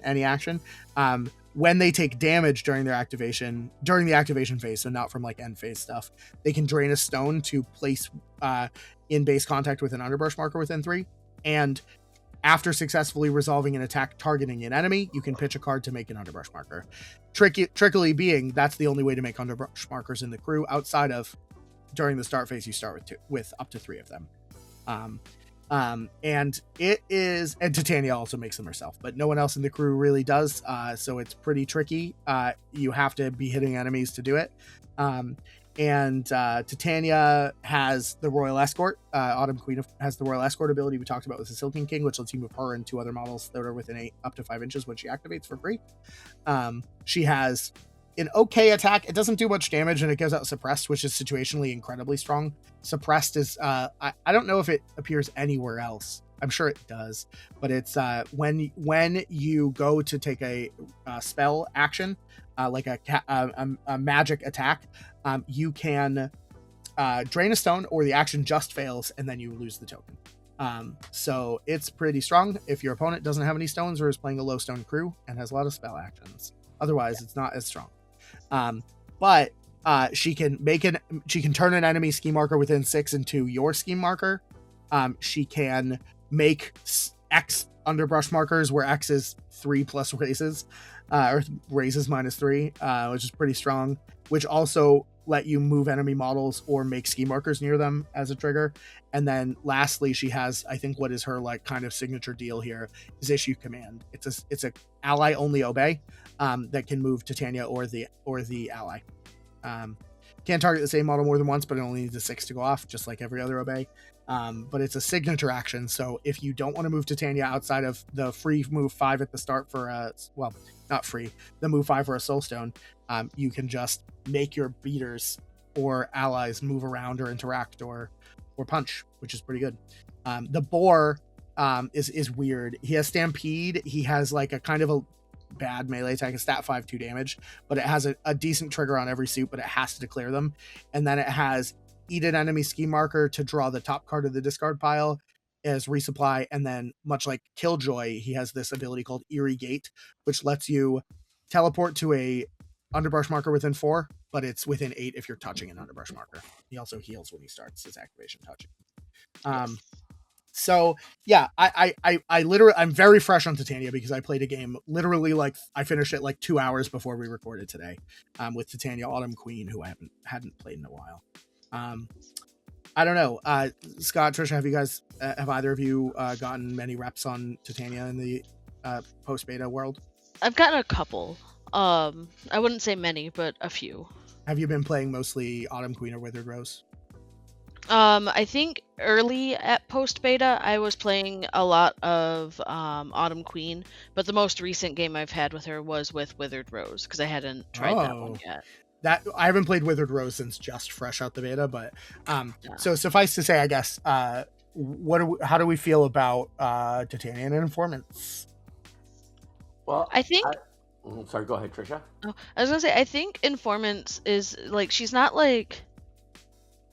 it's really hard to compare anybody to informants when Yuri exists in our You're not wrong. faction. Yeah. But like I think she's pretty good at it because like you know where things are going to be, so you know where you're gonna want to set up your underbrush markers. You know where you're gonna want to take your knights to. So I think she's like I would give her a positive flip on it. Yeah. What do you think, Scott? I would agree with that, especially with Withered Rose having a trigger on every attack action that allows you to move enemy models. So that can be a lot of movement even for models that, like you're not like doing a lot of damage or anything like that, but I hit the mask. Well, here you go. You're moved away from that marker. So I would give her a plus flip on that as well. Yeah. Okay. Yeah, no, fair enough. I think I'm inclined to agree with you. Recover evidence, though. How do you feel about that? I am a plus flip with that on the Autumn Queen. Mm-hmm. Mainly because the Autumn Queen has a kidnap that cannot be resisted. So on her Queen's domain, she has a Soulstone trigger that allows you to move up to 2 enemy models 6 inches toward the made markers. So any of the plethora that you make, yeah, exactly. So basically, you're like, you got those 2 models here. Well, let me cast Queen's Domain twice, and it's a signature, so I could walk up to 2 plus her Soulstone thing at the beginning of her activation. So that's no problem getting within range to do it twice. And now I've got 1 or 2 of your models in the middle of my crew with Killjoy and whatever other assembled assassins that you have brought to the crew. Well, and like with Autumn Knights, like they only do 2 damage, but they're cost 5, and that's their signature. And if you're in base with severe terrain, they have a positive at it. So for as far as cost 5 models go, I think they have a pretty good killing. Yeah, for sure. I think being able to rip enemy models 6 inches is a huge deal, but I think also being able to rip, specifically with Autumn Queen now, being able to rip enemy models that close and then issue commands to people to and you get to move doing all of this. You get basically 5 AP with Titania. It's kind of nuts, but so you get to rip 2 models closer. There are a bunch of ranged 3 damage in the crew. You have Ithana, who does ranged and melee 3. You have Aislinn, who is hireable this edition, which is crazy. Wild stuff. I didn't even know what that model did. I didn't even know it existed until now because I had never. No, that's not true. I used to hire it all the time because I was bad when I started. Well, and there wasn't like a different option. There wasn't a different option. Yeah. Well, there was. Her name was Hinamatsu. But basically, you can get enemy models away, kill them for recover evidence, but also you can get them tied up with stuff so that they can't do interacting or whatever it is they need to do. And then Ithana has like a really strong range damage with coordinated attack. And there's so much extra you really need to think about and big brain play it damage that you can stack on top of things, because you can pull something close, get it next to something, command Ithana to take her action, or Aislinn to take her really strong ranged action, command somebody else to move closer, then they're kidnapped, and your next activation is attack coordinated strike, you're dead. Yeah. Well, and then also just moving things around. If you hire Ithana with a 4-inch hazardous, and it's markers within 4, so it's up to 6 inches away if you count the size of the marker of just hazardous bubble around her. And slamming enemies through hazardous is a huge deal.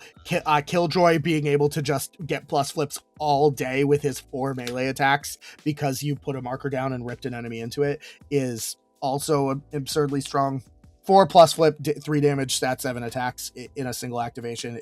That he gets to auto build in a trigger to attack again is crazy. It's really strong. It's really strong. 4 attacks with Killjoy, you're not doing it correctly. What are you talking about? You can't give him fast.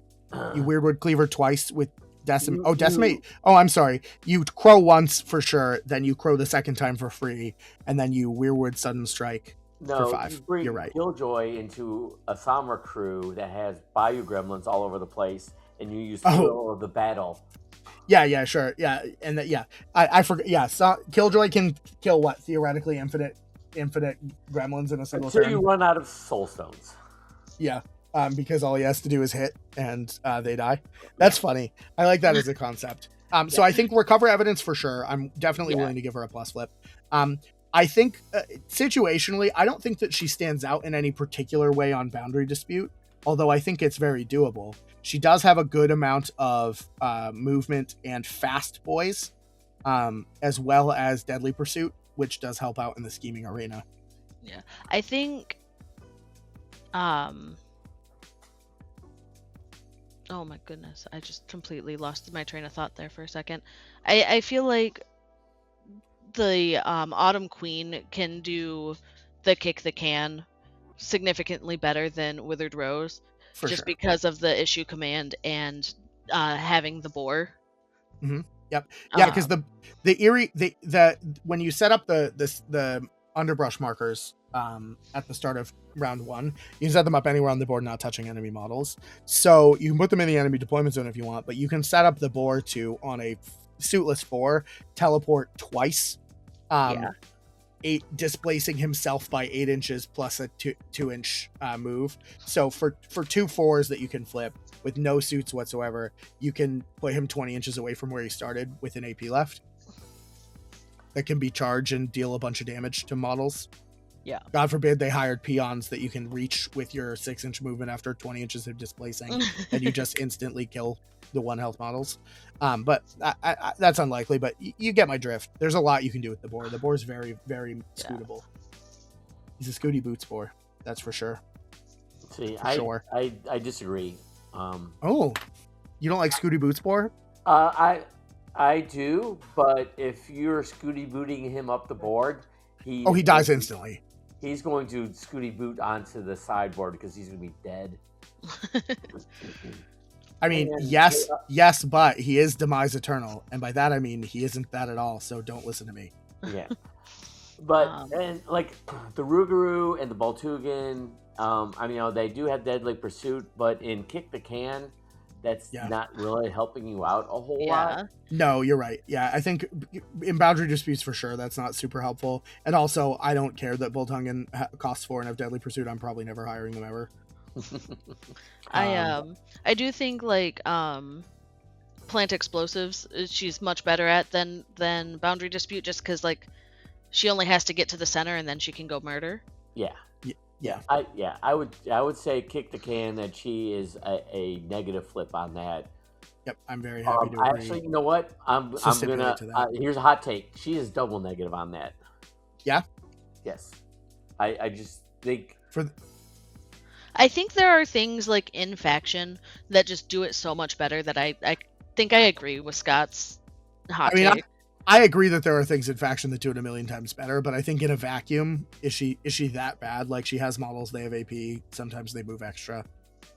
I certainly issue the thing that is I think actually very strong is Titania can move it 4 times, move any number of markers up to 4 times on her activation. Like, if you want to just Boundary Dispute with Titania Autumn Queen, you can just say you kick it to you kick it to you kick it to you, and there's no there's the only thing that you flip are the 6s thingy, that are there. That's fair.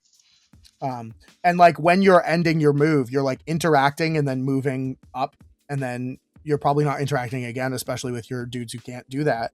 And so then Titania Autumn Queen can continue the loop and say Boundary Dispute forward, Boundary Dispute forward, Boundary Dispute forward. Or they put them near you, you charge and go attack them, and then because they're guarding them, and when you hit them, after you hit them, you're and rip them away, you tell your model to bounce them forward.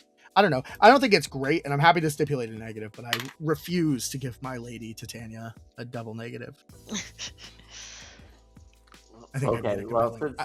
No, I don't refuse, but I feel like I made a compelling case. Yeah. I think you did. I think she is only on Autumn Queen. I will fully stipulate Withered Rose double neg flip on. It's just like in a vacuum, it's not too bad, but when you compare it to other masters, and not even just in Neverborn. It's just a lot of hoops to jump through to get your strategy markers up the board, and then who's doing your scheming. Yeah, you are not wrong. So I think that is and then obviously Titania has a bunch of killing models. She has a bunch of models that have 3 or 4 damage that can take multiple attacks, get boosts to it. So beating, not a problem. Plus flip there. Yep. I don't think double plus flip. She doesn't have anything that's super crazy. Maybe Killjoy is very good, but he's also kind of fragile. But also he lives. So I think Killjoy as his own model would get a double positive, but I think the crew as a whole would get a single. And I don't see him as a double positive when you're facing a lot of minions, especially even for sure peons. If you're facing a crew of all uniques and they've got 1 minion, then he's just a regular beater. Which to be fair, I think is most crews. I think most crews are mostly uniques now. I think minions, the year of the minion is not this one. As far as scheming is concerned in general, I think it is a pretty schemy crew. I don't know necessarily that I'm willing to stipulate more than a plus flip, but I do think overall scheming, like different strategies that rely more on putting scheme markers down, I feel like this could absolutely be a double plus flip situation. I think it depends on the strategy paired with the schemes. With the scheming, because she has a lot of scheming potential, but I feel like every time I end up playing her in a strategy that requires more interacts, I have such a hard time getting point for her. Strategy dependent. This is just gaining ground 0, but I think overall scheming, I think I think that she deserves a plus flip. But if you both agree, I'll take it down to a neg flip. I don't think she deserves a negative flip is the problem. So I would say she deserves a neg flip. Okay, well, plus neg, not neg is plus. Okay. Look at that. And then lastly, I think as a utility crew, I think she brings a lot to the table. She puts down concealing terrain. Actually, her markers have gained a terrain trait this edition because now not only are they concealing and severe, but they're also dense now, which is a huge deal. And I feel like people are sleeping on that. Dense means if you're not touching, if one of you isn't touching the marker, you can't draw line of sight. All sight lines drawn through it are blocked. Which is in some boards you can really stifle a person's ability to shoot at you from range with those markers. And with a lot, you have the Titania Autumn Queen for sure. I think I just favor wildly, has a lot of crew activation movement for both you and them with the kidnap. So I think I am gonna say I want to also give her a plus flip in interactiveness, even though she's 2 neg flips on boundaries. I would give her super positive on utility stuff for sure. And I think that concludes the Neverborn faction breakdown. The faction focus, if you will. We had it under 4 hours. We did get it under 4 hours. We got it under 3 hours because I'm going to cut off the beginning and then it won't be too long. I will say, I would just like to thank Scott and Trisha for coming on and feeling out this new format with me. So thank you so much. For the raving fans and adoring, I guess also fans that want to see you and lose in Malifaux games to you, where can they see you next? Trisha, are you going to anything soon? Are you coming to Adepticon maybe? I will be at Adepticon. Oh my gosh, I'll be at Adepticon too. I'm feeling. Are you planning to play in the wacky tournament on Friday, or are you just doing the main event? I think we've signed up for the main event. I don't remember if we signed up for the wacky one.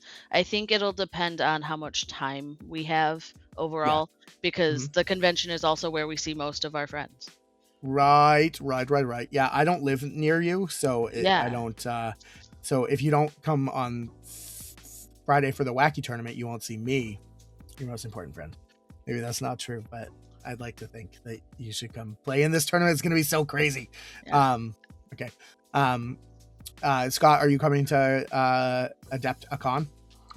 Unlikely. There's still an outside chance I may be there, but I would say probably not. Is there anything I can do to make it happen? Do you have a spare bed? Maybe. Well, then we should talk. Okay. Yeah. Well, yeah. Let me think about that. I'll let me get on the wire. Okay.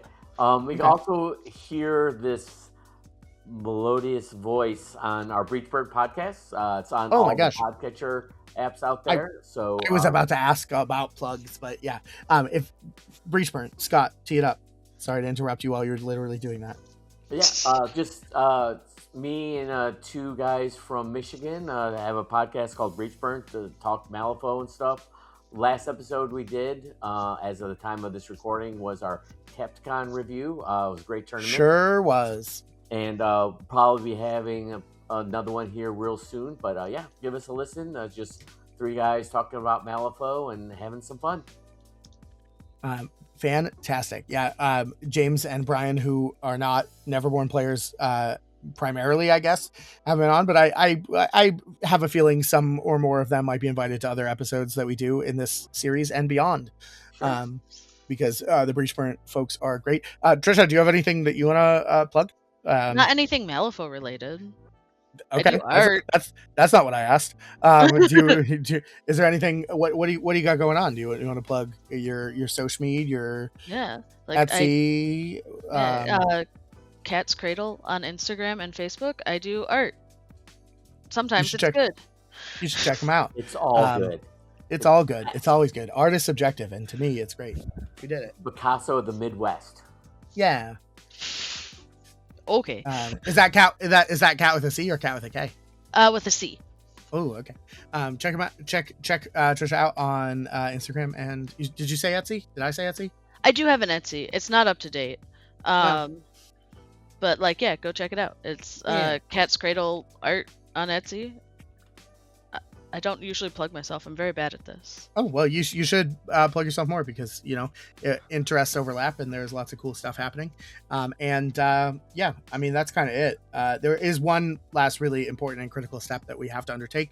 And I want you both to emotionally prepare yourself to say goodbye to the internet. Goodbye. Goodbye. Goodbye, the internet. This has been Neverborn. Brandon out. That's all. I'm going to just hit stop. Hey everyone, thanks for stopping by the planet. You can check out the video description below for all of our important info and links. You can see a link to the Discord if you want to come be nerds on the internet with us. We have channels for all the games that we're playing and all of our community members are excited about. You can also check out all of our affiliate links for our Redbubble merch store, our Pro Acryl discount code because they make the best hobby supplies on our planet and yours. And of course, our Wyrd affiliate link if you're buying Malifaux stuff straight from Jonathan Q. Wyrd himself.